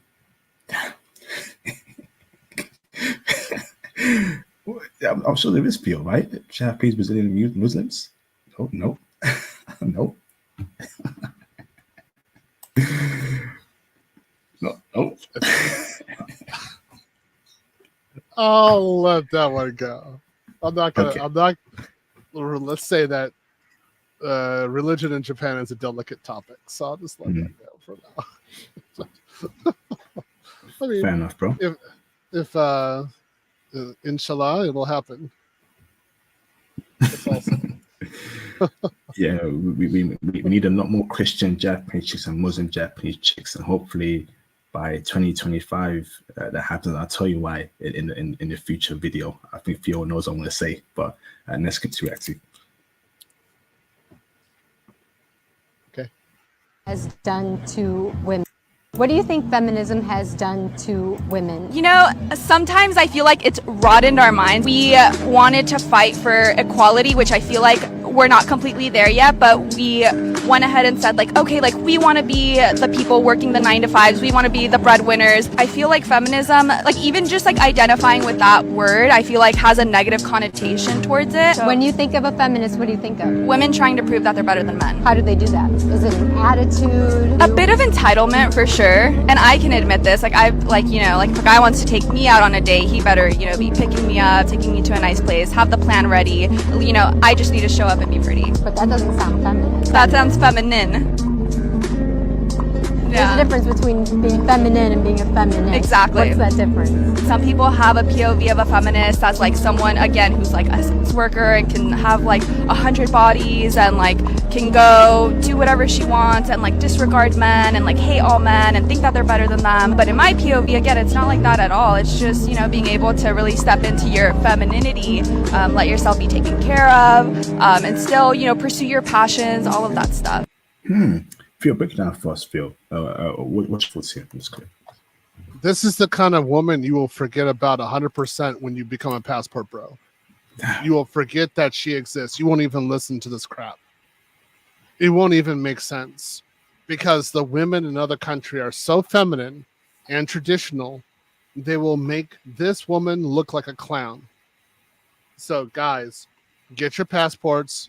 Don't even entertain these kind of conversations. This is a woman who's going to die alone. You know what, Phil? I think this clip here, right, mentions, it just shows you the confusion modern women have in the West, Phil. They want to be feminists, but still want to be feminine. So she mentioned here that, you know, she's a feminist, wants to do feminist stuff, right? But when she's dating the guy's got to do all this for her, open the door for her, take her out, which is a feminine trait if his dad's doing everything in a date, right? So brother, these women want the best of both worlds, Phil. They want the benefits of being a feminist and brother, the benefits of being feminine, Phil. And that's the problem there, Phil. You can't have both because that's very hypocritical. And that's where men are becoming very angry in this space right now in the West, bro. It's that women are scamming the system. You know, they will be a feminist when it's beneficial to them, and they'll be feminine when it's beneficial to them, such as not paying for a date, having free meals, all that nonsense, Phil. So, Phil, what's your thoughts there about the double standard about women being feminine and feminist at the same time? I thought this was crazy in the 90s when I originally encountered it. And I was like, okay, I'm just going to deal with you in a certain way, which is to ignore your existence.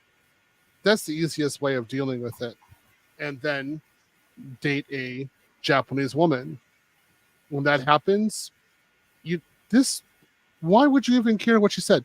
Think about that Brazilian woman who was just on there. If she's next to you, are you even going to acknowledge this woman exists? No, not at all. You won't even care.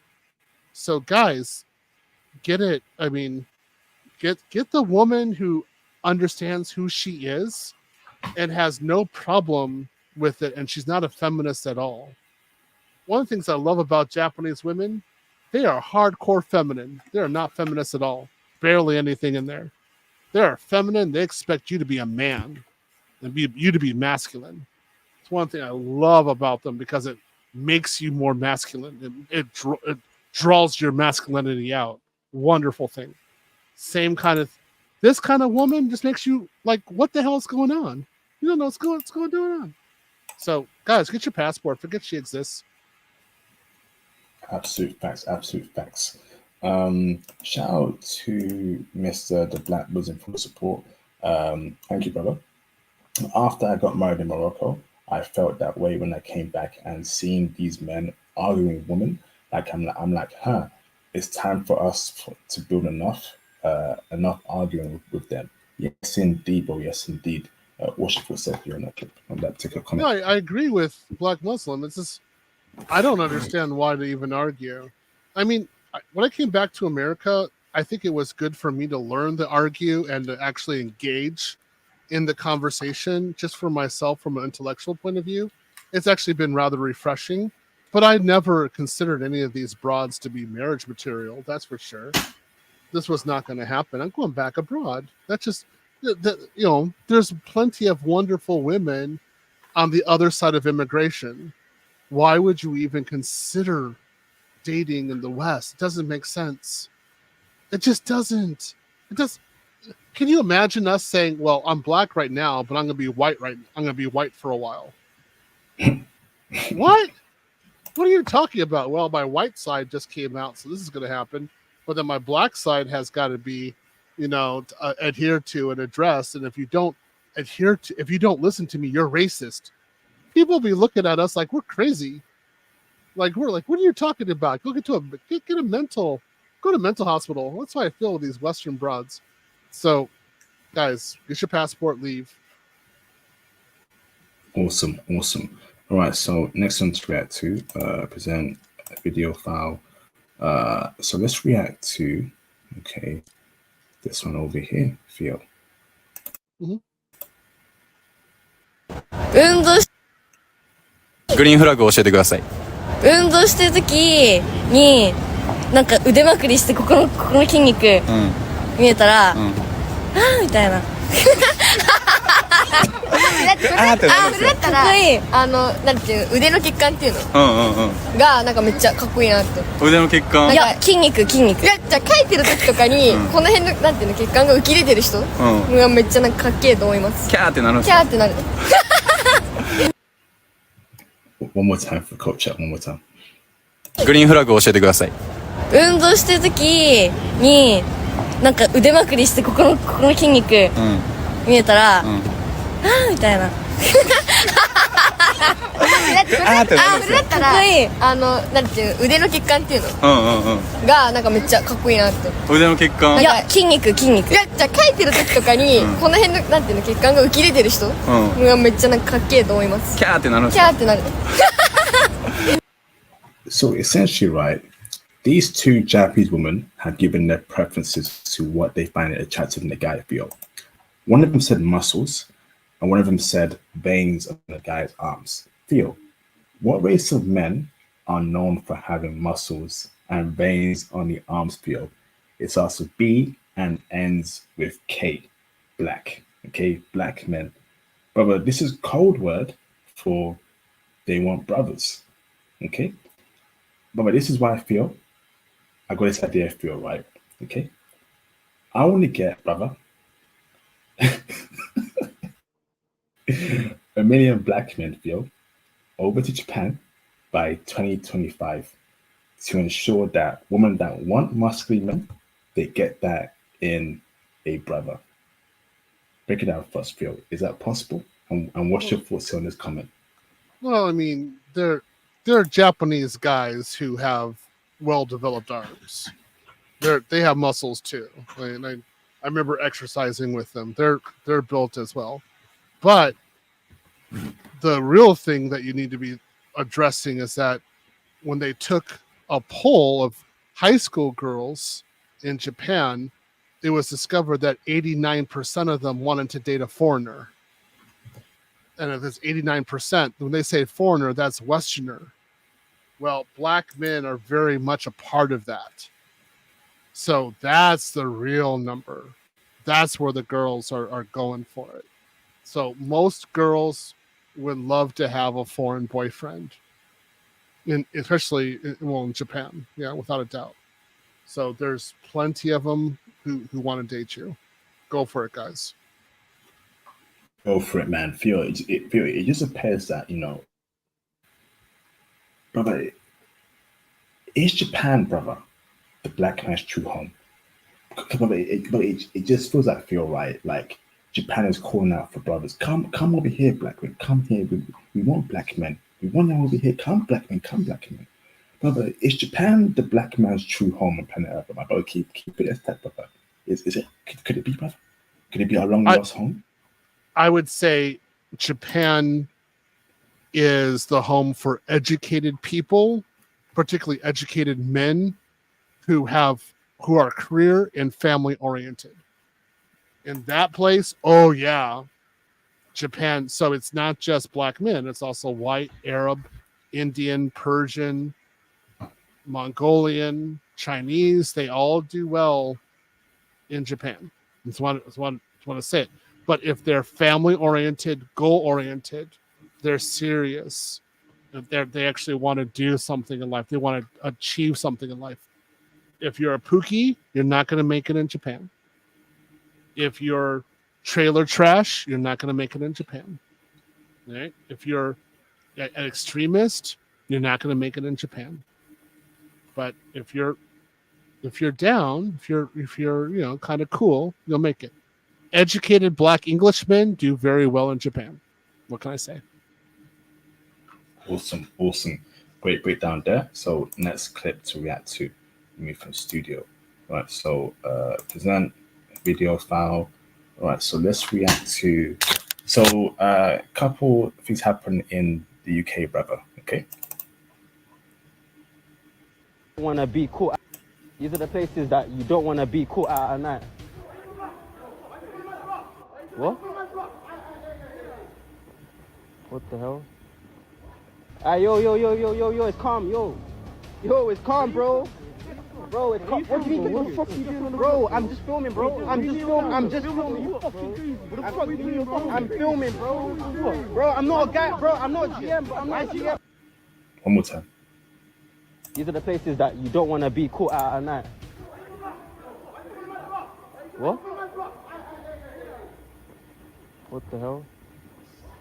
Yo, it's calm, yo, it's calm, bro.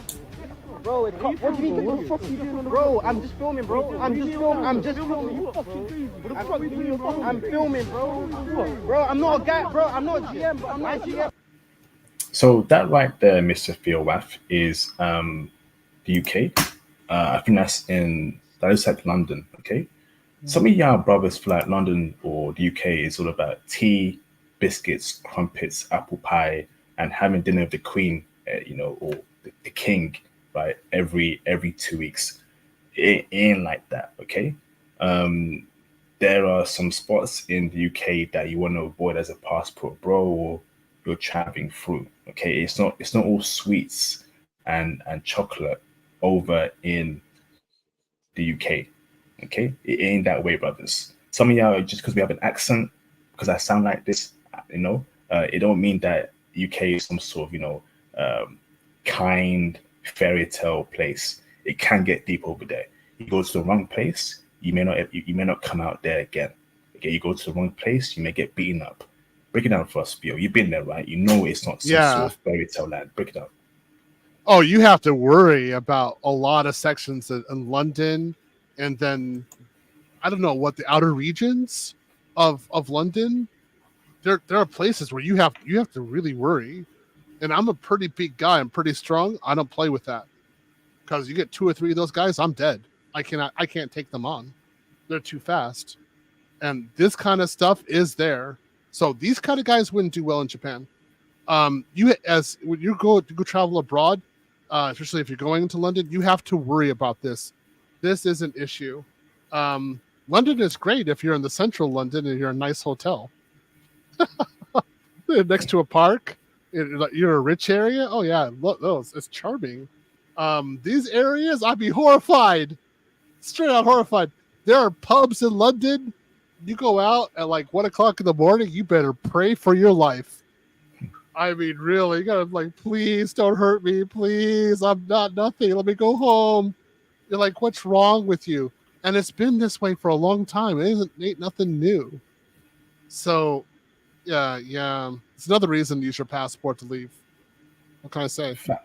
Thanks, man. We call these we call those type of guys, right, in the UK roadmen, okay? They are the equivalent of Pookie and Ray Rays. We call them roadmen. They're on road. They're just hanging about. You know, they wear hoodies. They wear bomber jackets, tracksuits, or sweatpants, whatever. We call them roadmen. Okay. When you're in the UK, don't look at them. Keep on going forward. Okay, because it ain't all tea, biscuits, and crumpets over here in the UK. Some of y'all got to get that right. Okay, America isn't the only toughest country in the world. Right, UK can get pretty gritty. Scotland too, Glasgow. There was problems in Glasgow a couple years ago. You remember that, Theo? Yeah, I think it's so unfortunate because, like, us foreigners go there and we're just looking around and suddenly we're in trouble. We're like, why are you doing this to me? I just want to enjoy your culture. They're like, we want to kill you. We want to delete you right now. It's very rough. Again, listen to what IP is saying about the UK. This is just unfortunate. On another note, you will never have this kind of problem in Japan. Just wanted to say, never, inconceivable. Even if the crime lords are out, they'll just tell you to, like, politely keep on walking, like, or just don't pay attention. Just go, because they don't want to deal with you. They have other things to deal with. This kind of stuff in London, this is scary. Yeah, you don't want to deal with it. Facts. Watch your backs, brothers. Watch your backs. All right. So next one to react to, present video file. Let's react to this one over here. Convicted, how long would you wait? Wait for what? For him? How Oh man. long would you wait? For you? Define waiting. He's in prison. But wrongfully though, so it's like I'm innocent. Yeah. Okay. Would you wait a year, 5 years, 10 years? You gotta think about this pretty hard, huh? How long would you wait? For her? Yeah. I wait 10 years. I wait 10 years for her. See how we didn't have to think about that? Did you guys get that? Yeah, we're still waiting for your answer. 10 years. I don't know, man. I feel like I'd be in prison, like, rightfully. I don't know about him. You just thought about going to prison during that time right now? That's what I was thinking about. Oh, so she would be guilty. But I would be guilty. He would not be guilty. Yeah, you look like a criminal. Thank you. You know. We're fun. Bottom line, we are fun. Theo, break it down for us, Theo. What's your thoughts here? She didn't answer. She didn't answer. So that means she's for the streets. She's not going to wait a day. If he went to jail in any way, shape, or form, she'd be, riding the CC that night. Well, at least they'd both get some, huh? So I'm just saying, like, I've seen these kind of videos. No Diddy, Theo. Pause that, bro. No Diddy. Nah. I've seen these videos with these women talking, and they just they show you who they are. Why would you want to be with them, guys? I'm serious. Why? Why would you want to be with these women? It doesn't make sense. Don't even date them at all. No. Leave them alone. Just use your passport. Date high quality women abroad. Do not even entertain Western women. Don't look at them. Don't say anything to them. You have other things to do. Facts again. Thank you to the internet for exposing the true nature and the true thoughts of Western women. Okay, it took her flipping millennia, okay, to answer a simple question. How long, woman, would you wait for your man, okay, if he was wrongly convicted? She had no answer, but the guy quickly said his answer. So essentially, feel right. It appears to me that in the West, men love their women a lot more than women love their men. Okay, it's a common theme I'm seeing, Theo. A lot of dudes, right, really love their girlfriends, right, but their girlfriends in the West don't really love the guy like that. They love him, but not to a deep extent, Theo. And that's a problem there, Theo, right? But have you noticed that as well, Theo? You noticed that as well? My personal feeling is that Western women do not love. They're incapable of it. Yeah. What? Yeah, that's true. You can quote me on that. My personal feeling is that Western women do not love. They are incapable of doing so. They can love children and dogs and cats. They cannot love men. They're straight out they're incapable of doing it. Men entirely love, particularly romantic love, and they are the ones who make things happen in relationships, not these women.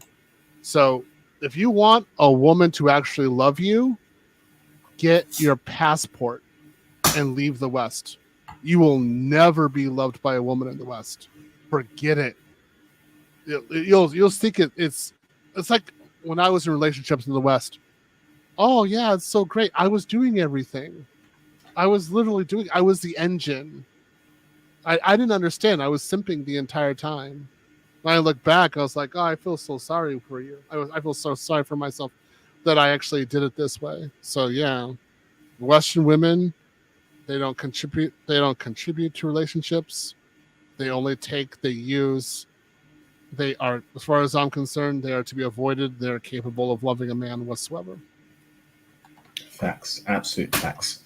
Okay, let's skip to that to remove from studio. Present video file. So let's react to this video over here, Theo. A movement in the West. This is the Prime Minister of Singapore. Hold on. Give me a second, please. Remove the banner.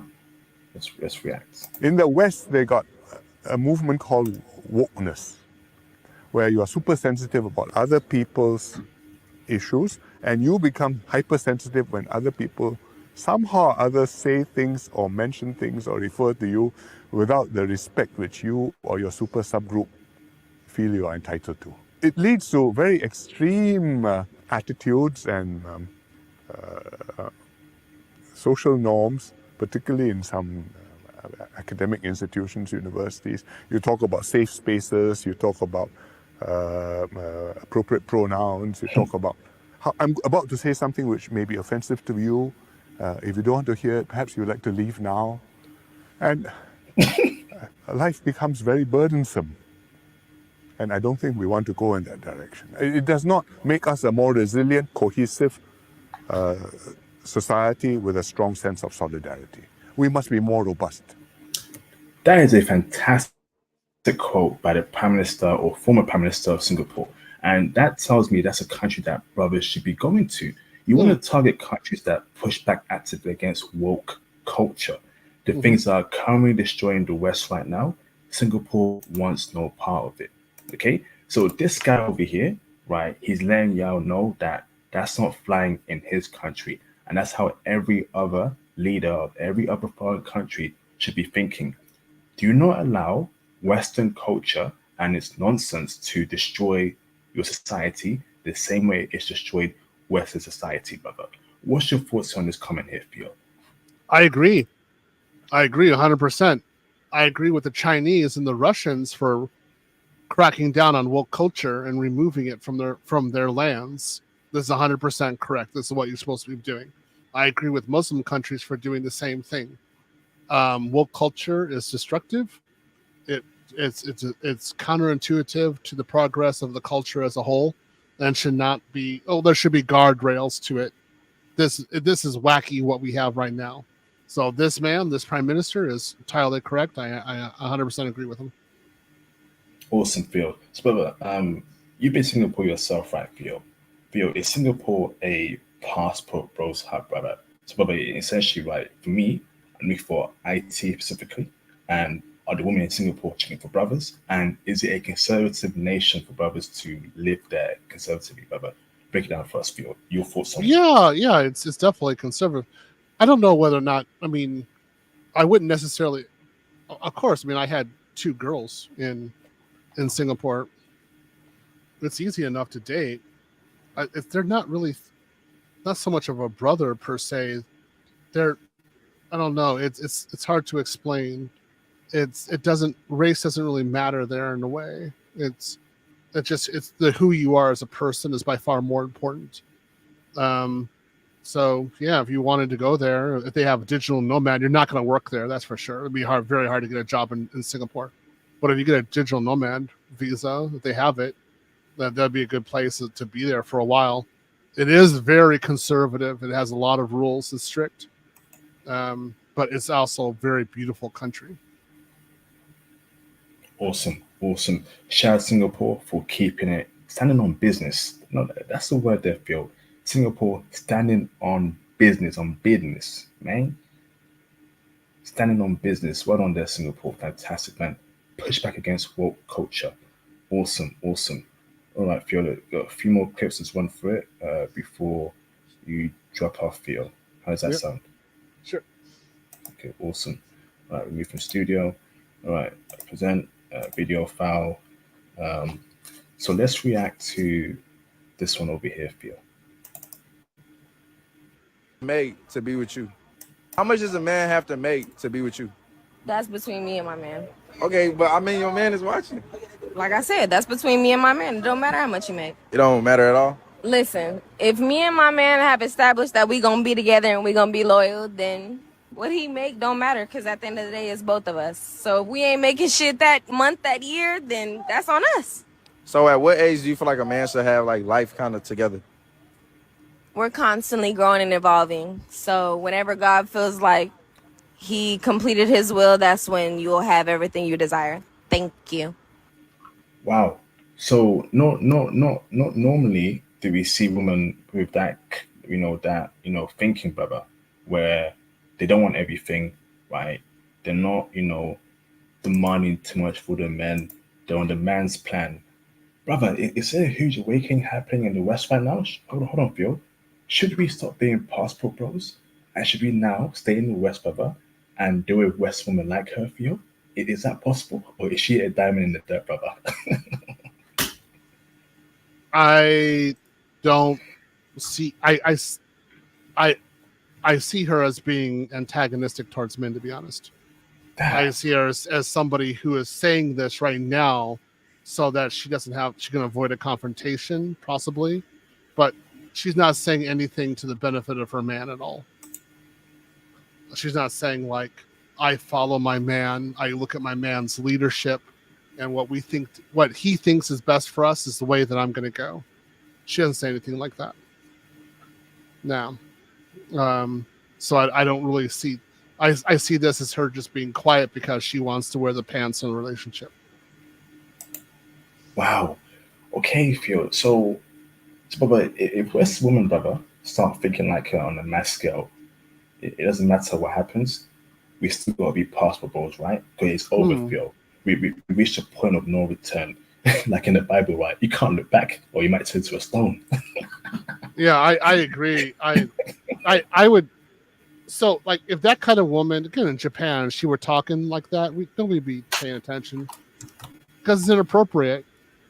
It's not group-oriented. It's still selfish in her mentality. So I say, guys, get on the airplane and go. It's the best solution for you. Awesome. All right, so next clip to react to. Okay. Femi from the clouds, you can call in after, and you better call in Femi from the clouds because it seems like you have a lot to say towards me and Theo. So how about you call in? Okay, so you will call in. Okay, give us 10 minutes. Should we get in, brother, to talk to her? It's up to you, Theo. Go ahead. Okay, you're fine. All right, hold on. Femi, no swearing. Femi, no N-word use. If I hear any N-word use, any swearing, I'm blocking you forever. Okay, so please don't swear. Don't talk about any sensitive topics. Keep it PG. It's okay if you're gonna criticize us, okay, that's cool, but no N-word use and no swearing, okay? So hold on, please, hold on. Give us 10 minutes, okay? Hold on. All right, hold on. Okay, so next one to react to, Theo. To determine the standard of whether marriage is a good. Let me finish. Whether marriage is a good deal. Married men or Pearl Davis? I think you should look at men and what they're choosing, and they're not choosing marriage. Because if it was a good deal, it would be an easy sell. Good products get sold. Is exercise gets good products? Is exercise a good deal? Is exercising a good deal? Exercising is a good deal, but Do I wouldn't. most people sign up for it? I wouldn't say those are the same thing, because again, if women were benefiting men like they were 100 years ago, if we look at 100 years ago, men signed up for marriage within 3 months. That's all it took. All right. What's your thoughts there, Theo, on this clip about marriage and her thoughts and his thoughts? Pearl is entirely correct. There is no benefit for marriage for Western men in the West whatsoever. You should not be getting married in the West. You're not getting any benefit at all. Get your passport and go. Why you would ever consider marriage in the West, I have no idea. The women are bred and designed for divorce and victimization. They are not designed to love a man whatsoever.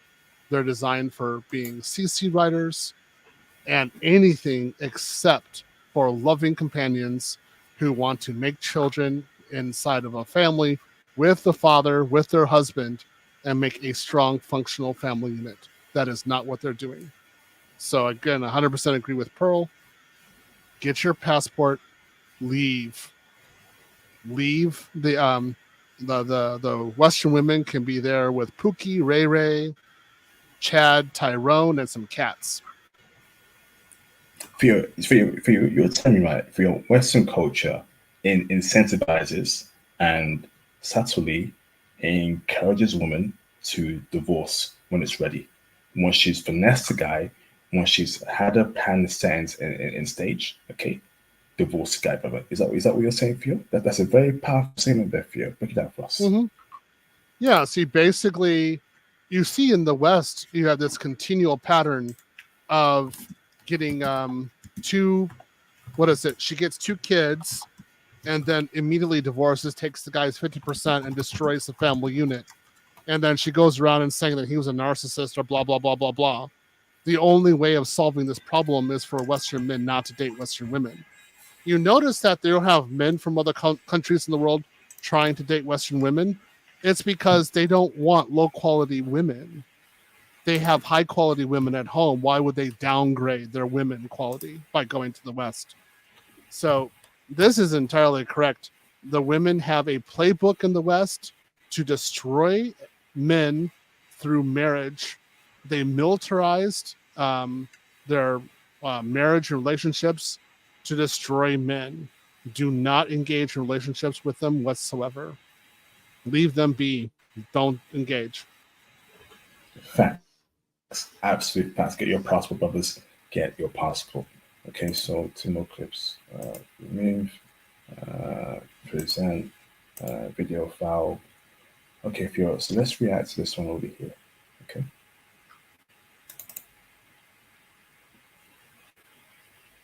About being a single. You know why I'm never gonna shut up about being a single girl who lives alone is because I am the first woman, not only in my family, in my entire lineage, who's able to live alone.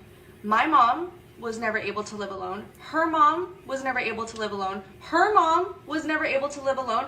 Multiply that times infinity for the rest of forever till the beginning of humanity. And it actually is that deep. If you're a girly who's living right now in your own little apartment, can afford your own bills, can pay your own rent, you don't rely on your family, you don't rely on a man in your life to financially provide for you, you're quite literally breaking generational trauma. I can literally say it started with me. My sisters, everyone after me, I was the first. I was literally the first woman in my entire female lineage to live alone. It is that deep, and that's fucking crazy, and I will not shut up about it. So, do you want a yellow star, woman? You want a yellow star for living by yourself, and because of that, you think you're better than men. You think you can do everything yourself. You don't need a guy because you live by yourself. I mean, what is the priority of the modern Western woman in 2024? Because it's very annoying right now. You know. Why is living by yourself such a huge deal? Do you want to stop? No. I call it adulting. This is just basic adulting. They think they should get something special for being adult. I mean, you got like I paid my own bills in Russia, France, Germany, Japan, Singapore, Melbourne, Sydney, I mean, Moscow, St. Petersburg. Who cares that she's paying her own bills in the West? It's just one country. It's no big deal. I don't even know why she's talking. Facts, Theo.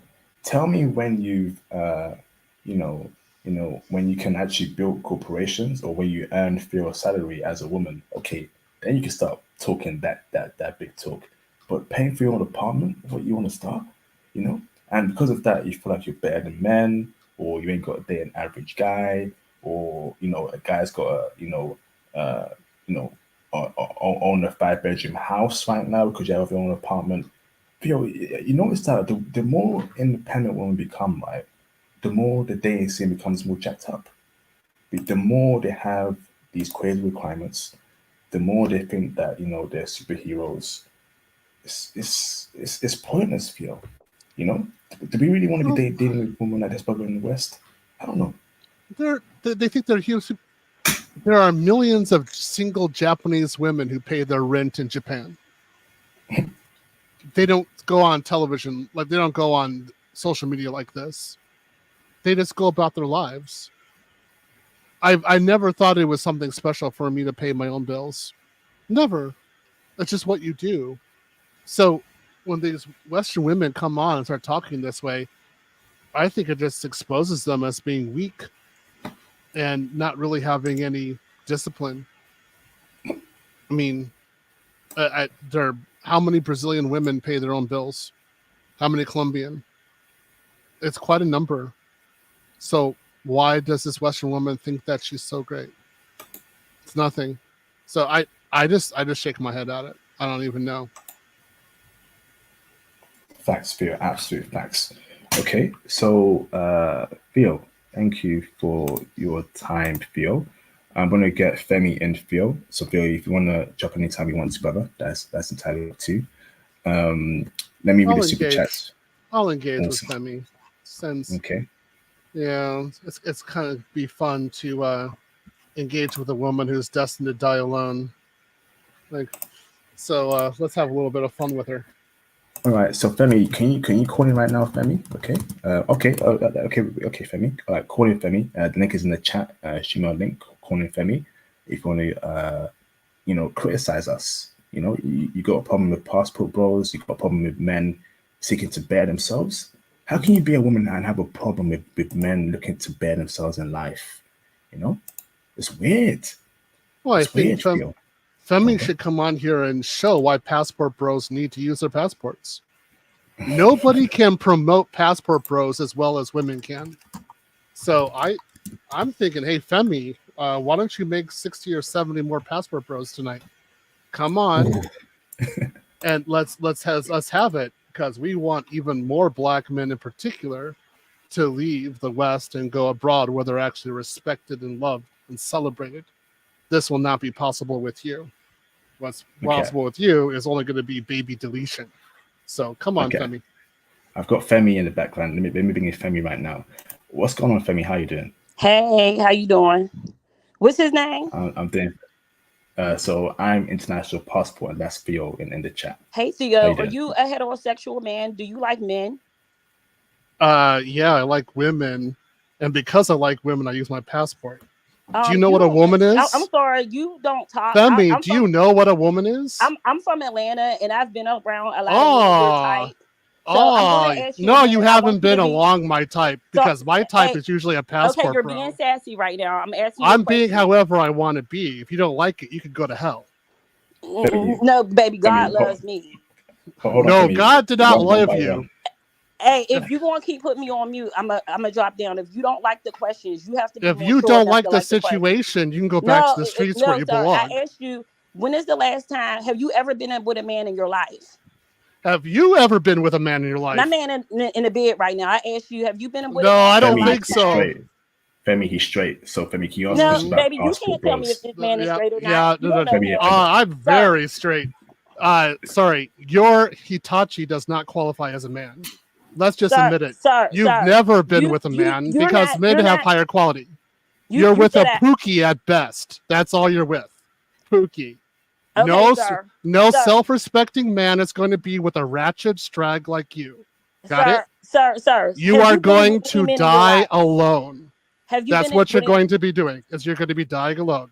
Nobody's I know checking for that I you. know that you're saying You have saying you're very low value you're woman, with and you don't have any place in okay, society. so sir, you're a homosexual, sir. You're a homosexual. This is Femi, hold sir, on, you're a Femi. homosexual. This is why you want to be in You a are relationship. a strag, and I'm straight. You're Nice not straight, try, sir. nice try, little Sir, you're strag. not. It's time Right. for you to die alone. Femi, you need to ask questions about passport bros. Stop talking about he's a straight man, Femi. I know him. Stop it. So if you have a question about passport bros and how we do things, keep it on topic, Femi. All right. No personal attacks. All right. That's why we put you on here. Okay. So Femi, I'm gonna bring you back on. Keep it about passport bros. Do you have a problem with how we do things, how we travel, and that's it. Okay. No personal attacks. Is that cool, Sir, Femi? when you go to Thailand, do you visit the lady boys? Do you have a? Yeah. She needs to cam up. If she can't cam up on here, she has nothing to say. Cam up, Femi. Yep, cam up, Femi. Femi. I gave you a chance for to ask about passport bros, and now you're throwing out attacks. And this is the reason why we have our passports. Yeah. Now, I'm not bringing you back on until you come up because you missed that chance. I'm not bringing you back up because I'm tired now. You see, this is the problem with Western women, bruv. Yeah. This is the problem, Theo. They act this way, and then they're surprised that men are leaving. And she does not have a man in her bed. She has a Hitachi with a dog, and that's about it. That's all she can get. She is frustrated that high-quality men are leaving in droves. Men, this is exactly what you are supposed to be doing. You're supposed to be leaving this kind of woman and not engage them whatsoever. They have no future in a family or relationship whatsoever. They're done. So if you want to be in a relationship with a ratchet woman like that, stay as a plantation bro in the West. If you want someone who's amazing, like that Brazilian woman we saw, who's loving, kind, fit, feminine, friendly, and foreign, you need to use your passport and leave. This is why we're going to go. So when I was in Japan, I didn't meet one woman who acted that way. You only meet them in the West because they think they can act that way. Let them be. Their future is to die alone as they deserve. Wow. Like, Theo, I'm, Theo, I am extremely angry because I tried to be kind to her. I tried to be respectful to her. Come up here, have a civil, healthy discussion, and she's throwing around personal attacks, making crazy assumptions about you. And she had no questions about passport bros. That is what they do, Phil. They just argue about BS, bro. They just gaslight you, shout at you, argue. Bro, do you want to marry a woman like that, right? That will constantly make you go crazy, right? Yeah. It's crazy, bruv. Yeah. Right. Do you want one of those women in your house? Hold on, Phil, right? Do you think she would ever do that to a white man or an Asian man? No. She don't respect black men. No, they don't respect black men. They only act this way towards black men, period. This is another reason why they're trying to control black men. They want you to be a plantation bro at all times. So what you guys got to do is get rid of these kind of women. Get on the airplane, get your passport, and leave. These women are for the streets. They're your past. Your future is like that wonderful Brazilian that you saw from Mieken in Japan. She's there, fit, friendly. She is wonderful. Those are the kind of places you need to be going towards. Again, they do not respect black men. They try to control them. They try to have them act in a certain way. You guys need to use your passports and go away. Femi, come up, Femi, come up. And stop saying the N-word, okay? Stop saying the N-word. Come up, okay? Come up, Femi. I ain't bringing you on until you come up. You missed your chance there because you were being ignorant, you were being rude, you were being disrespectful, and you ain't getting up here until you come up, okay? And that's all they do, Phil. They always throw around, you are on the other side, you're switching the other side. That's the Mhm. only insult BWs use in the West. It's crazy, bruv. You know, when they talk that way, they've lost the argument. It's entirely percent. They know there's nothing else they can do. So, guys, when they say that, that's when you know it's just it's time to get your passport and leave. Why would you even engage these kind of women? You leave them behind. You go where you're respected and celebrated. That's it. You guys, this is why I teach. This is why we want you making 6 figures a year and having a remote job and being able to go to another country and actually live there and be happy. This is why my students, this is why I push you so hard, so that you don't have to deal with that kind of horrible woman in the West. You know why I studied so much when I was in Japan? Because I knew that if I failed in Japan, my future was a woman like that back in the West. So I studied my butt off to get away from that. And look, and I date dimes, man. When I go abroad, I date gorgeous women all the time. This woman in the West are horrible. So Theo, so we have women that are calling us the N-word, like calling you the N-word, Theo. And we got women that are accusing you of being on the other side. Why would you want to be with women like that? Think about it, brothers. Why would you want to be a woman that call you racial slurs, your own race of people, and they say the N-word towards and say you're on the other side? They don't respect us, brothers. And I dropped a video 2 weeks ago, right, where me and Theo mentioned that BWs don't respect black men in the West. She would never do that to a white man on this platform. I guarantee she would never do that. She would never ever do that, brothers. She would never do that. No. So why wife up a chick like that? Yeah, there's no reason. Like, not just wife up. Why would you acknowledge? Like, so I don't mind doing an argument engagement because it shows other black men what they're dealing with.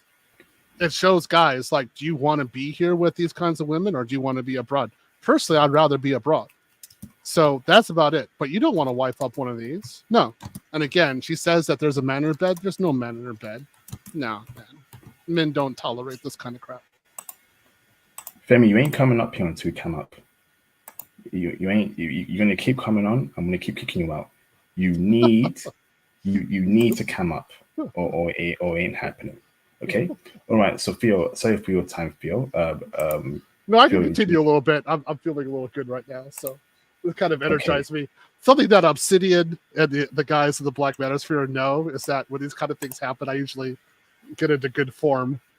So I'm like, oh yeah, bring it on, because I'm well trained in this at this point to actually to deal with these kind of women, because I know what my power base is and it's abroad, and so I don't mind. That kind of woman's a pass as far as I'm concerned. Femi, come up. We ain't coming on. You're going to keep coming on. I'm going to keep kicking you out of the panel. You need to come up. It's not happening. All right, because you messed up. Shout out to Mr.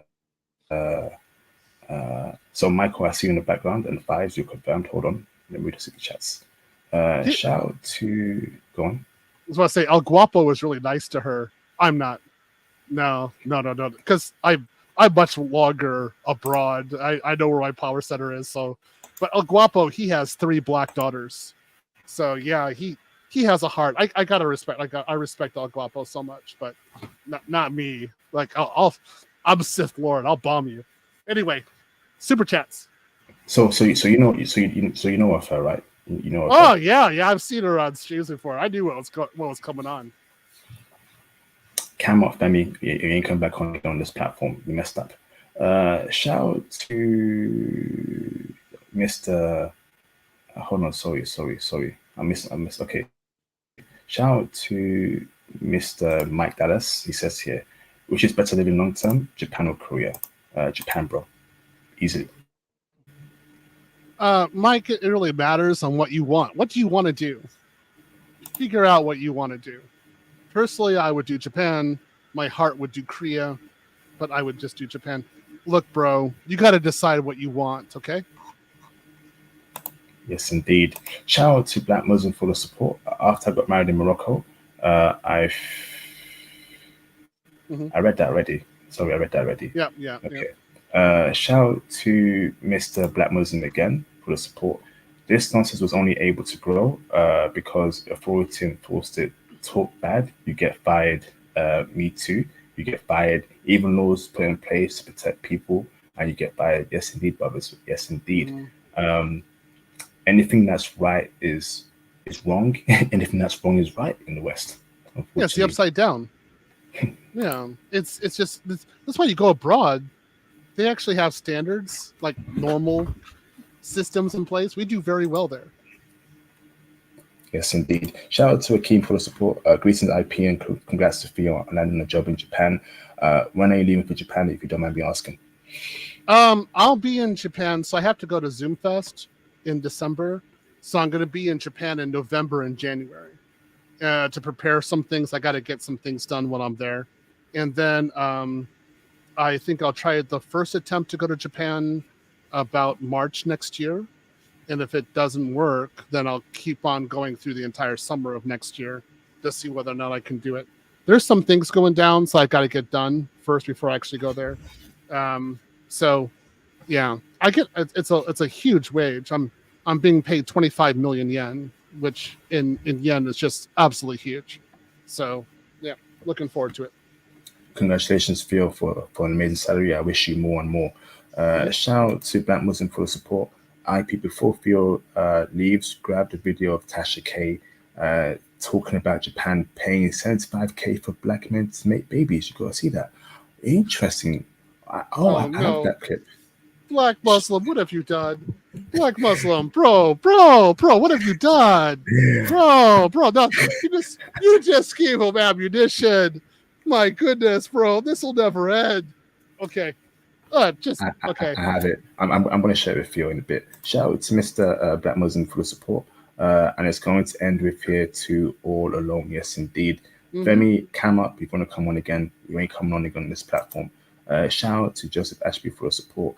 They're celebrated for doing basic life activities here in the West. Whoopie-doo.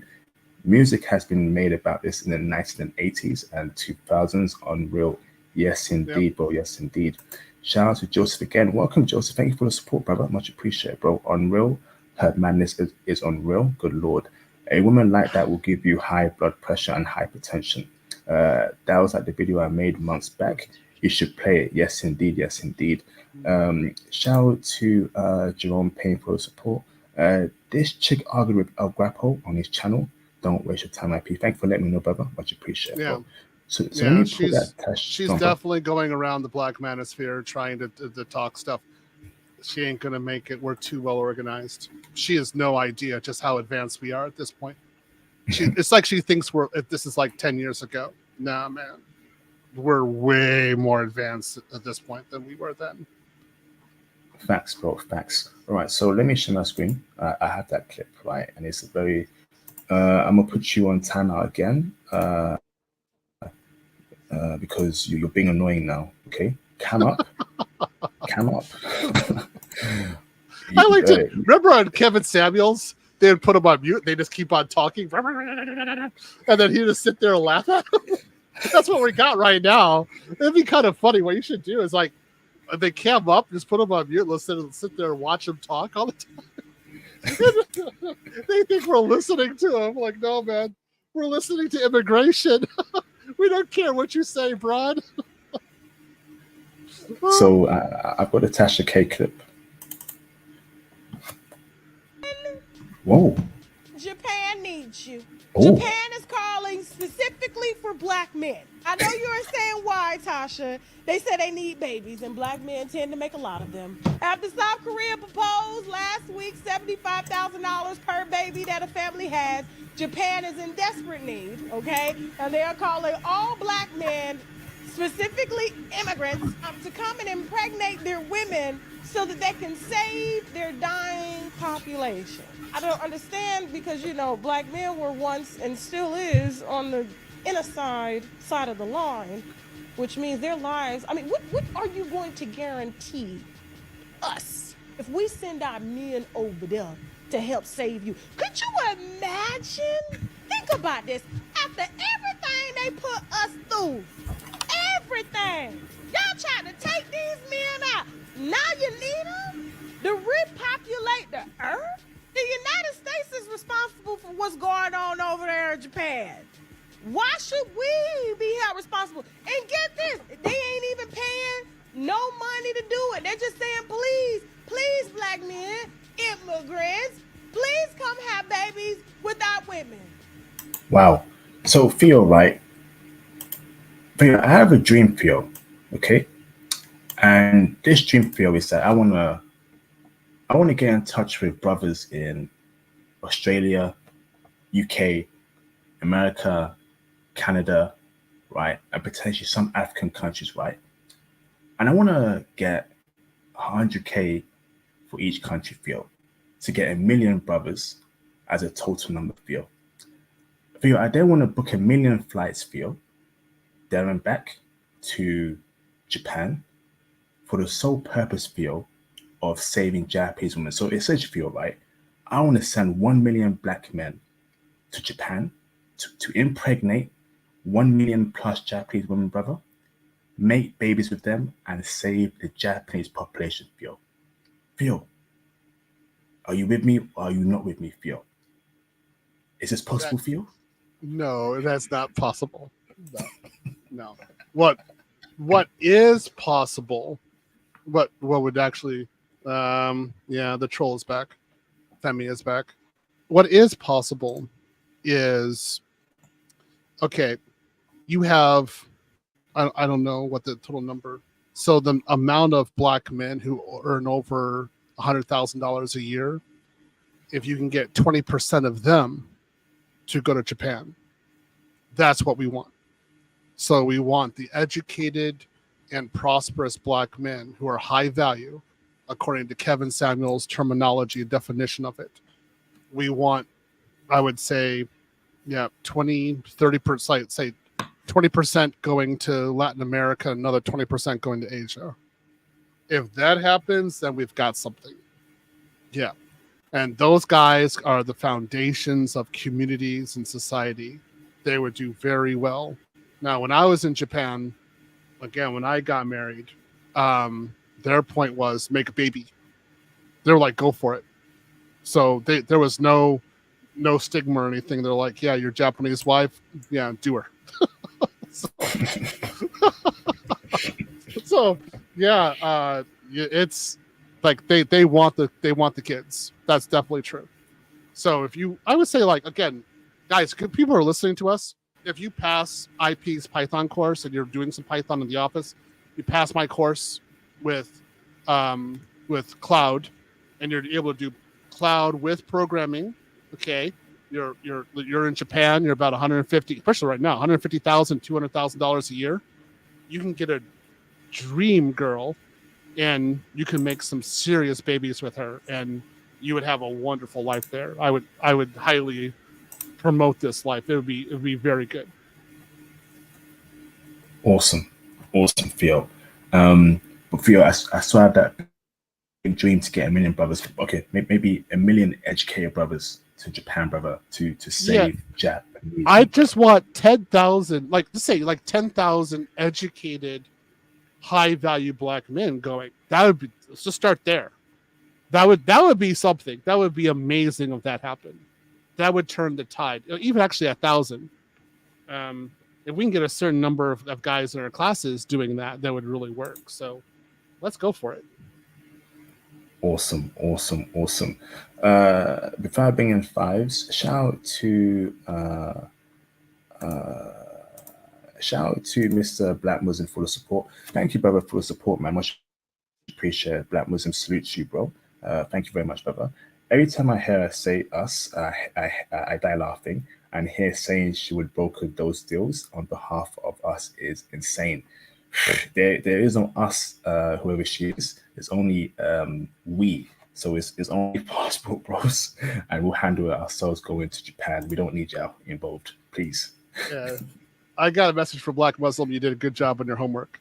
So I was just reviewing it. You did a pretty good job. I'm rather impressed. So I'm gonna give you the code later on, but I can't do it right now because it's too much. But you did a good job.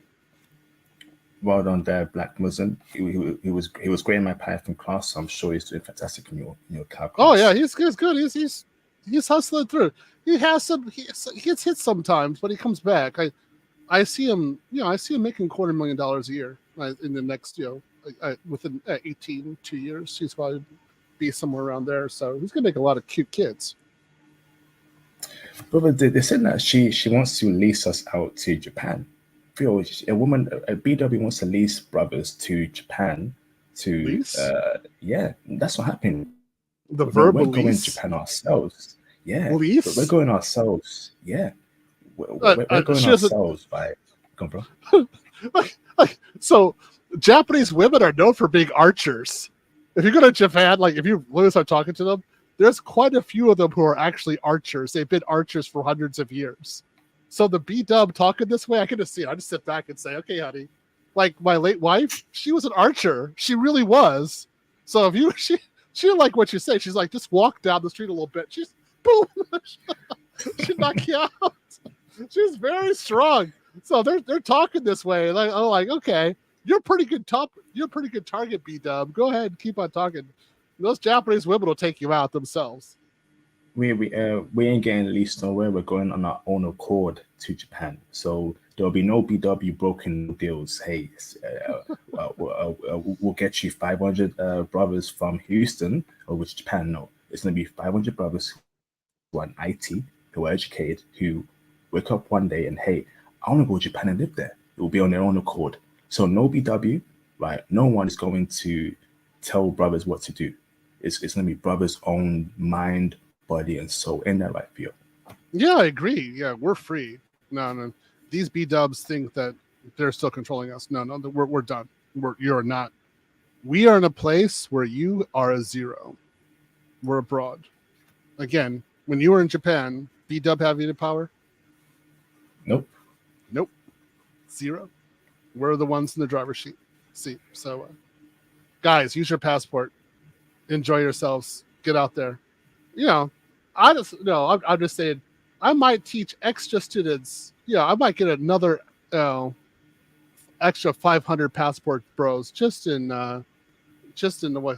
respect of Femi and Femi's name. I'm doing an extra 500 passport bros just to make sure that we get a proper number of guys out there who are happy and successful. Thank you, Femi. You are the inspiration below our wings. Brother, you notice how she kind of spoke down on us in terms of, after what they put us through, now you want brothers over there. No, after what Pookie's put you through, not educated brothers, because we don't deal with the average BW like that as educated brothers. So if Pookie's made you go through hell, that's on Pookie, right? Yep. And me, I'm sending educated brothers over to Japan. I ain't sending Pookie. And make it very clear. Pookie can't make it in Japan. He doesn't last that long. It's impossible. It's impossible. It just doesn't have the cash flow. So, it's ABW choosing welfare and Pookie. That's the problem. So we're not doing that. We're a different breed. Yes, indeed. All right. Shout out to Mike for the support. Should I get the degree before I take the course? What do you guys recommend? No degree needed, brother. Unless you're currently doing a degree, just to take the course, brother. No degree needed. Ain't that right, Theo? Yeah, just take the course. Go do it. Go enjoy it. Take IP's course is going to renew first, so go to his. Mine is with the Black Manosphere Conclave in September. So if you get in contact with IP and start with him, then you can get in contact with me afterwards. We kind of work in synergy together. So, but we're kind of two different worlds because he's programming, I'm infrastructure. So we welcome you. Come on in, but you don't have to get a degree. With us, you'll get 6-figure jobs. You'll be able to be a passport bro, and you'll have no debt. Come up, Femi. Come up. Shout out to Mr. What's it called? Shout out to Mr. Joseph for the support. I do have a professional question. I am commercial photography /photographer /videographer, drone pilots. Is there a way to market my skill set in Japan or Asia in general? That's not the question you should be asking. You should be asking, if I go to Japan or Asia in general, how can I secure a visa while also pursuing my traditional employment? And to that answer, I would say, to that question, I would say, you need to be like an English teacher working in recruiting, be in finance, working in IT, something like that, that's guaranteed to get you a wage and also guaranteed to get you your visa. Then, while you're doing that, then continue with this other thing you're doing and see if you can get cash flow from it. But if you're talking about immigration, you're trying to get that visa, you need something solid, and that's going to be something with a Japanese company or Asian company. Being a photographer, since there's a lot of them, isn't really a conducive place for you to be pursuing like that. It's not going to be as good as you think it is. So that's something for you to get extra money on the side, but your main bread and butter or your main soy sauce and rice is going to be IT, English teaching, something like that. Femi, come up. I'm going to keep kicking out until you come up. Shout out to Joseph for the support again. Thank you, Joseph, for the support Friday tonight, brother. Much appreciated, bro. Question, PT. Almost forgot I hold a doctorate degree, and I am a professor in emergency management plus an emergency management professional. Is there a market for that skill set? And I'm already retired military, just inquiring. By the way, Theo. Not really. Do you speak their language? Because you're talking about something that would be really language intensive. So do you speak that? Can you explain your career in Japanese or Korean or Chinese? Like, can you do it locally? I don't think you can. So you're talking about all English. So where that would be, I don't know. So I don't see that one going down, man. You could do IT though. Yeah, you could do that. English teaching, you can do something like that. Yeah. Femi, you're weird, Femi. You're very weird, Femi. I don't know why you can't come up, but you ain't going on here. All right, so Theo, feel free to jump up anytime you want to, Theo. Let me bring in Mr. Fives in the background. What's going on, Fives? How you doing, bro? I'm doing all right. How are y'all? I'm doing good, bro. We're having fun. You know, how you doing, Fives? Yeah, it's like, I'm enjoying this. This is going to continue, especially the more passport bros we get. 6 figures. Oh, this is not going to stop. Oh my God. So I understand. This is your show. This is your platform. I get that. And I don't really, I like to believe I don't ask for much, but please clip that. Please. I beg of you. Please. Because, in the States, the Matrix, it has its tricks, and like, sometimes occasionally when you're in the lull of things, or when you're zoned out and working, you're just sometimes like, maybe it isn't that bad, or maybe I should stay. That's like a perfect reminder for anybody who's got or is getting a passport and eventually trying to go overseas, to look at just her attitude, her vernacular. This is why Kevin Samuels was so revered in the manosphere when he was here, because shame, insults, guilt, the need to be right. She went straight to, she didn't even come with anything factual, like nothing. So and look, don't mention it. Sorry, I had to remind myself. But you see this. Nobody else, for people who are not like in like the background of the panel, she's still going off. I can say that she's still here. She won't show her face and verify like I did. She won't do anything. And they wonder why. And you wonder what the saddest part about all this is. This is the last thing I'll say before other people and everything else. But we don't even have to ask. They do this to themselves. This entire interaction, if you could be sleeping right now. You could be watching TV. There's literally millions of other things that are better than what you're doing, but you're taking your sweet time and you're still going. I'll let y'all take over, because this is, please clip this, please. Yeah, so these kind of women, I always tell them, I'll meet you on the street in Tokyo and see what you say, because I'm fully fluent in Japanese.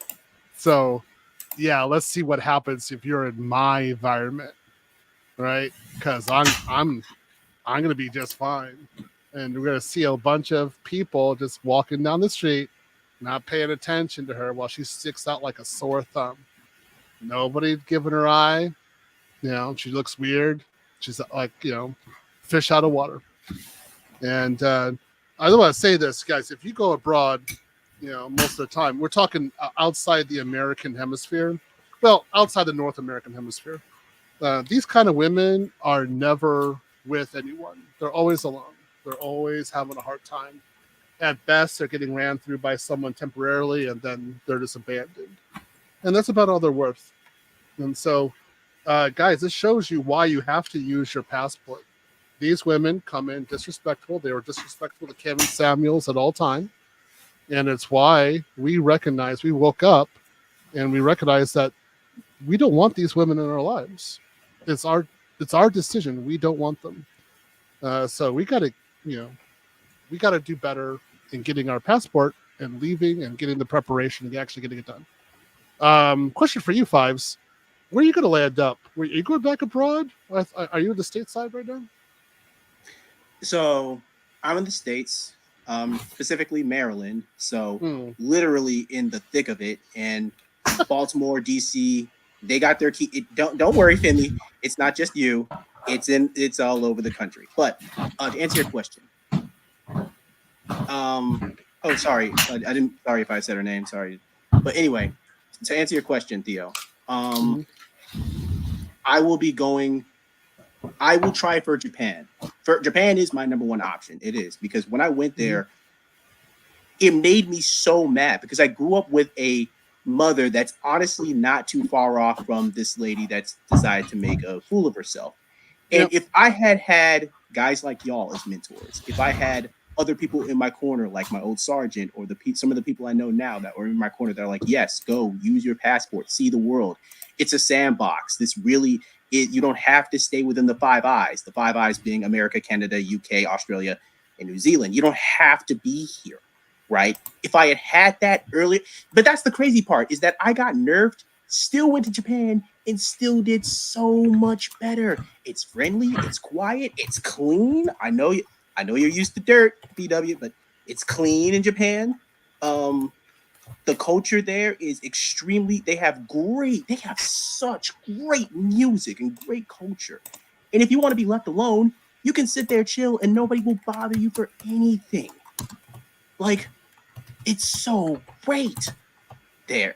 And it's not really a surprise that a lot of IT bros and like tech and finance bros and everything are going to Japan, because like I said in my stream with IP, check that out if you haven't already. When I went there for Evo last year, and I was talking to the people who lived there, right? Got visas and everything like that. Almost all of them were in IT, graphic design, architecture, infrastructure, cybersec, networking, all this stuff. And I was just kind of like, geez, if I hadn't listened to these other people and if I had just showed up here first, I would have been so better off. Can't change the past. All we can do is move forward the best we can. But yes, I will be trying for Japan. If failing that, I will either land somewhere in Africa or somewhere in South America. So, and congratulations to you, Theo, on going back to Japan. I'll definitely be working with you guys again and give you guys the door and show you what to do. Now, one of the things that I will also do for guys who go to Japan is I will get them in contact with recruiters and actually give the introduction, because you need to be known by the recruiters. You need to know where to go, where to get the job. And then from there, you know how to establish yourself in Japan. So I'm going to definitely make that happen. It's not just that we want to have, I want to say like 10,000 high value Black men in Japan. We want them well paid. We want them $150,000, $200,000 a year and prospering and doing really well. And then them saying, oh, hell no, they'll never return to the West. This is what we want. Awesome. All right. Let me bring in Joseph in the background. Joseph, give me a thumbs up, bro. Camera on. You good? Camera on? Yeah? Okay. Awesome, brother. Remember bringing the legend Joseph in the background. Femi, if you keep making more accounts, I'm going to ban you permanently. I gave you chances to call in, to cam up. You didn't listen. You were typing in nonsense. You're creating multiple accounts. I don't care. I'm going to ban you. So you're wasting your time. Okay? You're wasting your time, right? Create a new one. I'm going to ban you off rip. Absolutely nonsense, man. Let me bring in Joseph in the background. What's going on, Joseph? How you doing, bro? Hey, can you hear me? Loud and clear, bro. How you doing, brother? Okay, every time I come on here, my mic always messes up. How you doing today? Listen, thank you for having me on here. I'll be very brief, and I talked about just some thoughts in my head. I am a professor as well, and also I do speak Korean. I forgot to match the add that in there. And my area emphasis when I was in the Army was Asia, so I won't say a lot of knowledge, but I have a good base of just Asian culture and everything Asia, from all the way from Southeast Asia all the way up to the Adriatic, up to the Arctic. So plus I was stationed over there for a very brief time, so I had the opportunity to see what it's like. Just a caveat, I can't even talk about the woman you just had on there, because that's why I look like this right now. And so just you can't. It's like you're taking a spoon and there's a mound of sand right there, and you're gonna tell me to go dig the whole thing out. It's just like I can't even. No. Guys, if you're listening, get your passport. I have mine over there. I have my little card right there in my wallet. Get your passport and travel and see the world. It'll put things in perspective for you. I've been to 21 countries around the world in the last 25 years. I'm doing a lot for myself personally. IP, I've noticed I've lost a lot of weight. And it's never too. I mean, I'm 53, so you're never too old. I'm a student for life. So great. Me too. And I hope to do something here. I do my second retirement here in 2 years. So excuse me, 3 years. I'm sorry. And so I have a lot of time to learn Japanese and make something of that. We got one shot at this, and for you younger guys, make it count. What I know now, you know how that goes. But I know now, I would have left the Army years ago and probably done something else overseas, because that was my plan initially. But anyway, I'm not going to keep you long. No. Let me give you advice. Now I know what I'm dealing with. All right. So what you need to do is, LinkedIn Japan? You ever been on there? School me. Okay. So there's LinkedIn and there's LinkedIn Japan. They're two different domains and they have two different databases. So what you need to do is go over there and actually make an account and show your history, what you've done, particularly in Asia. And the reason why you're going to need to do that is because the recruiters who are located in Japan, they use LinkedIn Japan mainly as their tool to look for candidates. They don't use LinkedIn. So make an account there, show yourself there, because you need to advertise yourself. No, so you have a niche skill set. And so who is going to look for that? I don't know, but I do know that if you're not advertising yourself, you're not making yourself available, then whoever that niche is, they're not going to find you. So go to LinkedIn Japan, make that, make a profile, and then hopefully an international bank has some sort of purpose for you. And if they hired you on, that'd be very advantageous. And Joseph, you could do very well. And of course, you're already there. But I think you do very well, particularly at this point. In your 50s, like me, you'd be very prosperous in Asia. You do very well. That's the plan. Mm-hmm. Okay. Thank you. Hope to see you on the other side. You'll see me. You'll see me regardless. The sushi will be on me. Okay, the first round. I'll have a good time. Sorry I talked about that girl again, but good Lord, she's the quintessential headache that we deal with here in the United States, man. Mm-hmm. It's That kind of woman makes more passport bros than my class can ever make. I mean, just straight out, they make them in numbers that people come in afterwards and say, "Hey, what do I need to do?" Like, okay, we understand. Why did I study so much when I was in Japan? Make sure I can go into IT, because I knew that was my future if I didn't study. So I was like, I'll do anything. Oh, okay. So I need to read security, AI, and Japanese. No problem. I'll do it. I will do that. I will become fluent in Japanese, so I don't have to go back home to that. Yep. IP, all of you, thank you for having me on. I'm actually working from home tonight. Awesome. Thank you. And if I could just chime in just a little bit, I'm not sure, but to her and to anybody else watching, and I know that I said this in a previous live stream, but it warrants repeating. All of us on this panel, every single one of us, is highly educated, right? I have my master's, we have a doctorate, we have, bachelor's degree, all that, right? We've had some level of success, and we've all been to Asia. So who do you think young men would want to listen to in a situation where we've all have been dealing with the tomfoolery, the foolishness, and all that, right? Somebody like you're just hurling insults. And as an intelligent man taught me a long time ago, that is the first choice of the loser. If you can't come to us with the facts, come on, yo. So yeah, man. And I'm glad that you talked about LinkedIn Japan, Theo, because I didn't know about that. So I was just, going on Google, talking to people who I knew in the area, and they got good advice, but they didn't know that. So, and we're sharing info. You see that? You see how wonderful it is to have a network of successful people around you?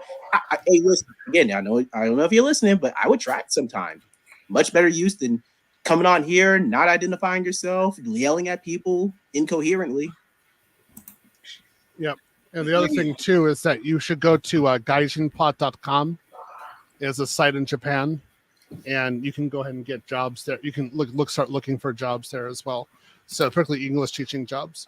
So again, gaijinpot.com. There's some others as well.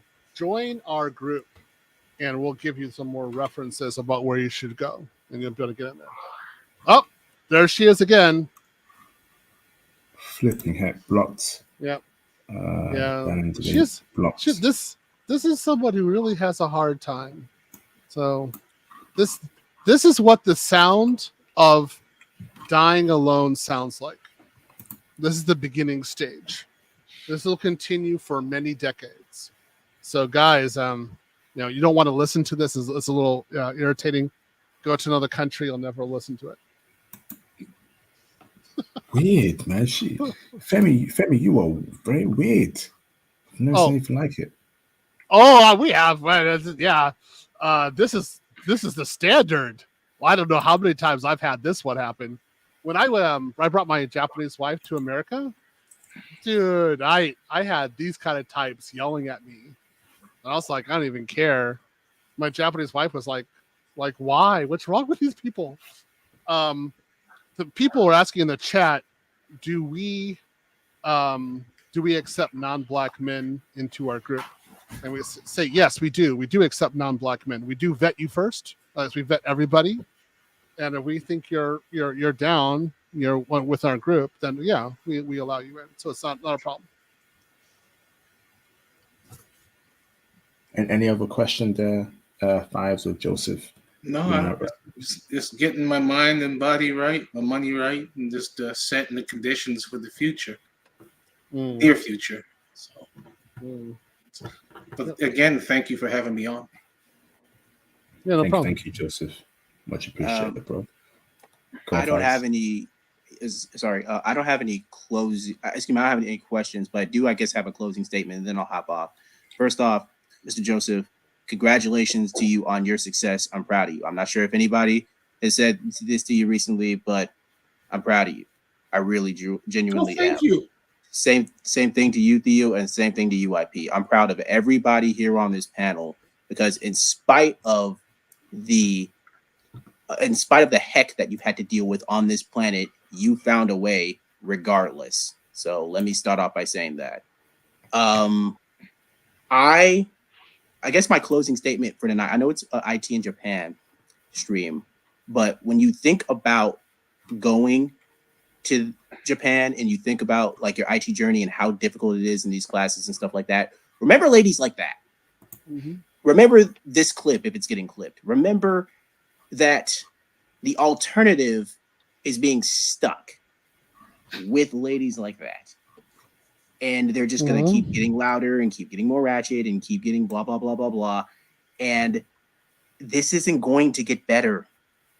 I'm not sure who told you the false pretense that this is just a temporary thing. No, absolutely not. No. So get your and keep, and I keep encouraging people to get their passports. I tell people at work, I have a second job now. I tell people at both jobs, get your passport and use it. Use it. It's one thing to have it, but use it. But anyways, I'm going to go ahead and go and get some rest for tomorrow's workday. Thank y'all so much. I will see y'all next week if possible. Same here. I'm about to roll off of here. But between you and every YouTuber and every content creator that they're doing this, they're in this space, all of you gentlemen have helped shape and change, I won't say the world, but a good portion of our society as far as our mindset. You know, a lot of you have given more value to who we are, or just made us stop and look and say, hey, wait a second. No, you know, we're not going to put up with this. There's a lot better over here. And I will go, as you said, while I am celebrated. I'm not going to yell about it or hold pinwheels and flags and stuff like that. Say, the cork's been pulled, the vortex is happening, we're going. So, you know, and people like her, it just adds more fuel to the fire. That's that. They don't get it. It's almost like a playbook. It's like, it's not working. Joseph, are you traveling anytime soon in the future? No, have you traveled recently? I'll get with you offline on that. The near answer is yes, and I'm looking at Costa Rica again, but I might shift gears and head out to Asia, like that we've been talking about here for the past 20 minutes, because just it's something after what I've told you what happened earlier within my family. Let's just say she's free, so I'm free now too. So, okay, brother. I hope you're doing fine, Joseph. But we'll catch up soon, okay? Thank you, We'll Joseph. talk soon. Thank you both. Thank you both. We'll talk. Thank you, brother.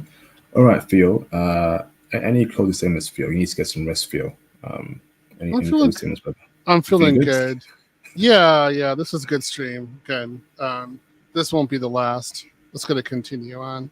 And again, we got to get us abroad. We got to get us in a good situation.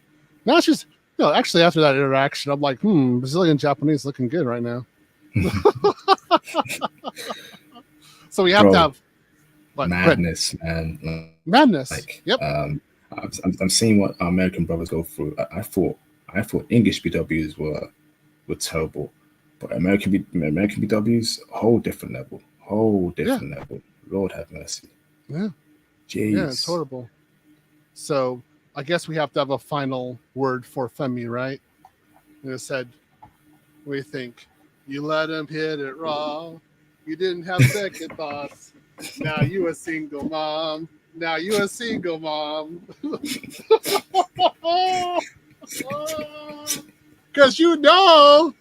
that's an AVW single mom right there. Without a doubt. That's a woman who can't get a man.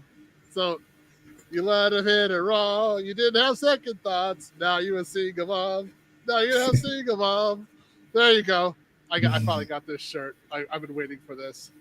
So enjoy it. You could make some clips. My goodness, you could have you're gonna go crazy, man. IP, this is gonna be an insane week for you.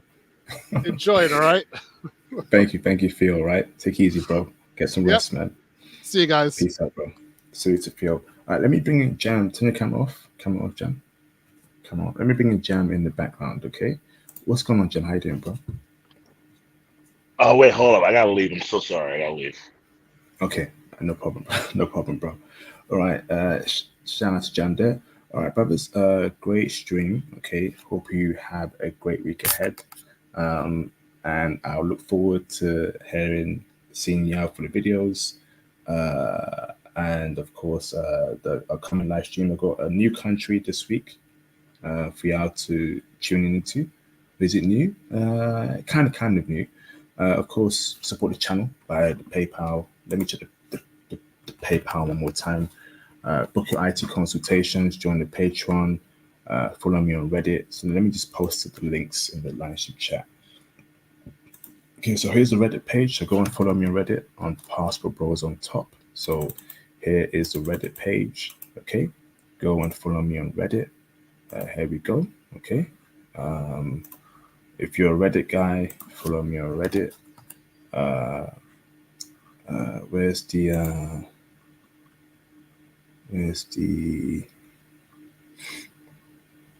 okay, follow me on Reddit. Again, I'm on Patreon too. You want to hear all about foreign women, Japanese chicks, how Brazilian women get down in the bedroom, go and join the Patreon. Okay.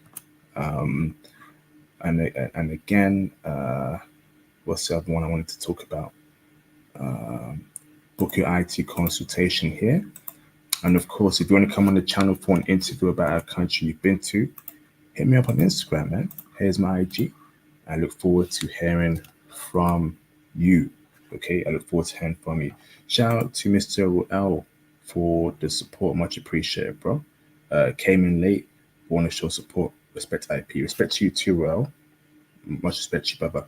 Brother, when is your confirmed Jam cam off? When is the send clips to me on IG, bro? For us to react to. Mr. Ruel, when is the bull run coming for crypto, bro? You want to call in Ruel and tell us all about the crypto bull run, if you can, if you have time, before I wrap up the stream. Let me bring in Jam in the background. I thought you were going off, Jam, but I'll make some time for you. So Legion of Saints, if you just send me a DM on IG in regards to any clips to react to. But let me bring in Jam in the background before I wrap up. What's going on, Jam? How you doing, bro? Look, let me just say this. I had a great time hearing, what was his name? The ABW. It was hilarious. Hearing the way Theo dealt with her. Like, you knew by the way she spoke. I mean, she spoke, and within 3 seconds, maybe 2.5, you knew by her vernacular, her tone, her intonation, that she was an ABW, right? That was ghetto, that did not have any class, that clearly probably had either, a baby daddy or just didn't have any manners, something like that. It was hilarious hearing how Theo dispatched of her. And of course, she went to the same old trope. She challenged your sexuality, of course, because we don't like the ABWs. Yeah, we like men. That's what it is. It was hilarious hearing how Theo dispatched with her. That was hilarious. I'm sorry. And the thing was, right, I'm in Rio. I'm in Rio right now. I live in Brazil now. I'm having a great time here in Brazil. I'm actually out, at a little festa. But I did hear you guys in the background. I had you in the background. And hearing the way y'all dealt with Femi, oh my gosh. I just want to thank you for the way y'all dealt with that. Oh my gosh, man. It's just hilarious. But yeah, they really think that they have power over us now, and they don't. And the thing is, they're mad because they have there's no, it's like chess, right? Somebody makes a good move, and you realize that you checkmate. There's nothing you can do that can stop the eventual checkmate. They're mad because there's nothing they can do to stop this, right? The passive bro movement is going strong, right? The drizzle movement is going strong, and there's nothing they can do to stop this. All they can do is shame, but shaming isn't going to stop the movement, right? The men have wisened up. We know, right, our value. We know what we deserve, and we're simply just like accepting, right, the ABWs. Now, if the ABWs wanted to wisen up and act better, right, then maybe, things would be different. But the thing is, we know that they won't change.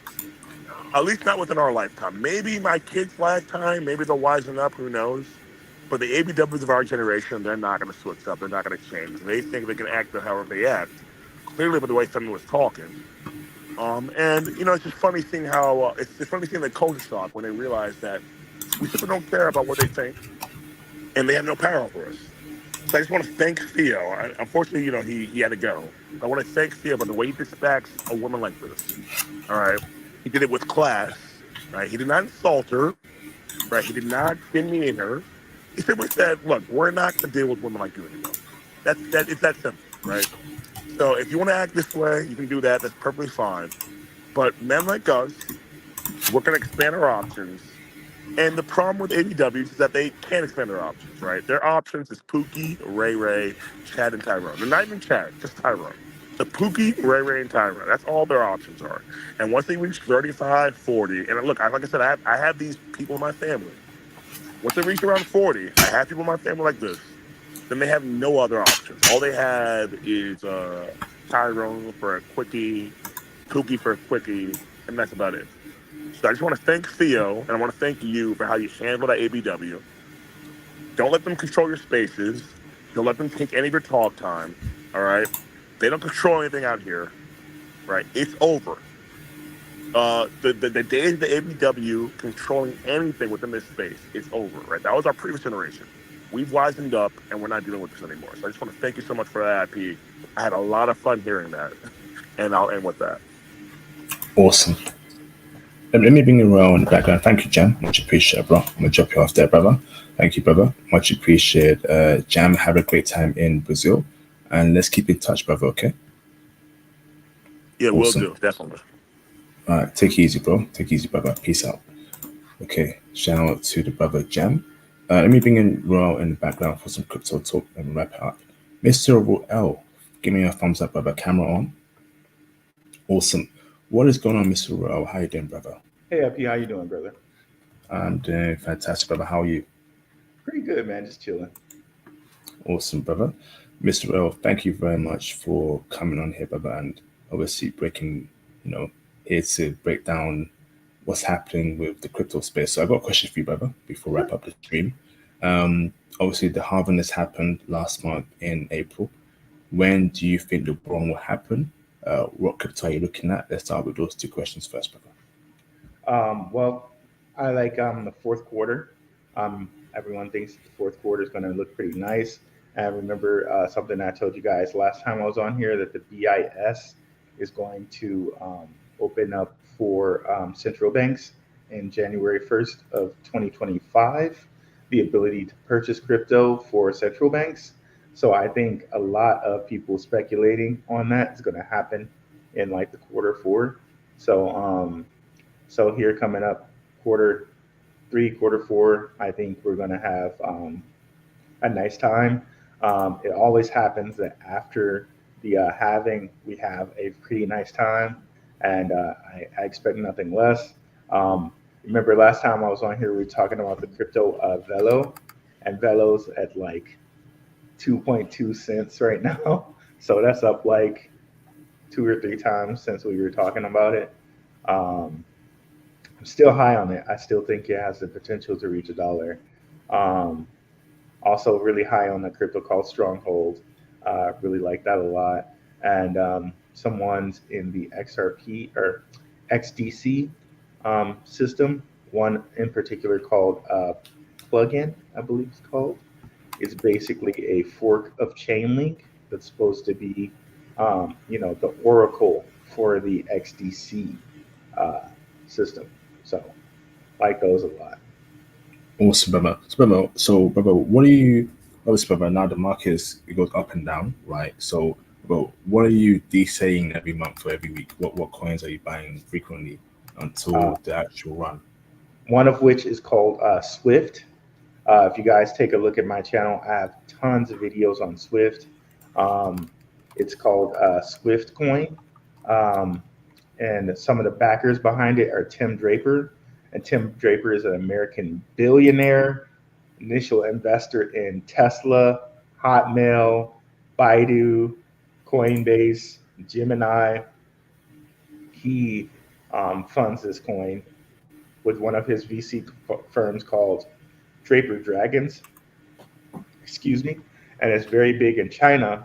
But if you look at it, it's like a payment system coin that like accepts tons and tons of different cryptocurrencies, like over 800. And I think it's going to be a linchpin for all of Draper's stuff. And Draper, if you really, really look into him, like check out the videos on my channel, guys. Like there is almost nothing in crypto he doesn't touch through like his Draper Dragons VC firm, his Draper Associates VC firm, his son's Boost VC firm. Like there's like I can name a ton of different top cryptos he's backing. He has money in them. Like Polygon, Ethereum. He's has a lot of Bitcoin. He bought it from Silk Road, Propy, Filecoin, even Monero. Like it's crazy, bro. Like you have to come on my channel, kind of look at all the research. It's like impossible to get it all in like 20 minutes. Awesome, brother. Awesome. What is your channel, Ron? Do you want to drop a link? Yeah, guys, it's www.darkhorsewatcher.com, but you can also go YouTube at Black Brew. You can look over my head on how to spell Black Brew there. I'll drop it in the comments here.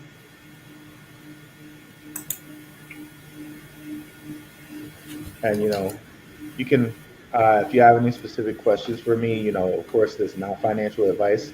You can hit me up at Twitter at Black Brew or X at Black Brew. And, I can answer what I can. Yeah. Awesome, brother. Awesome. So, brother, so the halving Q4, so that will be around from October onwards, October to December. There'll be a nice run. Would that be the peak run, or would that be the beginning of the run? Beginning. I think it's going to continue all the way into the first quarter of next year. But then after like the first quarter of next year, around like Q2, Q3, I'm going to start looking to de-risk. Am I going to get totally out of everything? Maybe not, but that's going to be the time where I'm going to start to look to de-risk. Oh, so you're saying, brother, the run will be from, let's say, October to around March, April next year. That'll be time when I'm looking to de-risk. Okay. There's a chance that because every crypto bull run seems to go longer than the other one, there's a chance that this one might go a little bit longer, but that's when I'm just going to start, because I'm going to start to look to de-risk early. So I'm not, waiting too long and, left, not in trouble, right? So I'm going to start to look second quarter, third quarter to de-risk. That might be a little bit early, but I think it's going to be better to do it early than late, of course. Awesome. Perfect, brother. Perfect. I think that's a good strategy, brother. So just keep this saying right now into a coin every month. Be patient, and then things will start running. And before you know it, you got a nice bag. You can do what you want with it. That's the plan, bro. That's the plan. So, wishing you all the best, well. So before I drop you off, brother, is there anything else you want to speak on before I wrap up the stream? Yes. I like to say, be careful, guys. There's still some people that are out there like running like misdirection. Like I saw this Forbes article where they were saying 20 zombie chains, and like almost every crypto they mentioned was like a good cryptocurrency. So it was like they were clearly running misdirection. So I'm going to do a show on that coming up here on my next show. But be careful for things like that. If you do a lot of research and you watch channels like mine, channels like Maximus Crypto, channels like Underdog Research Channel, like channels like that, you will know and you will feel very confident when you see articles like this. You'll know them for what they are, which is BS, right? So, I say just find channels, and it doesn't have to be the ones I mentioned, but find channels that give good research. They're not shilling to you. They're not trying to sell you something. I know on IP's Patreon, there's a lot of good brothers that share great information about things that they're looking at. That's a good resource. If you haven't signed up to IP's Patreon already, so just find a good group of brothers that are looking at this, and lean on them. Lean on them. Awesome. So check out the brother on Black Room on YouTube, darkhorsewatcher.com. He knows his crypto stuff, so go and check out his content.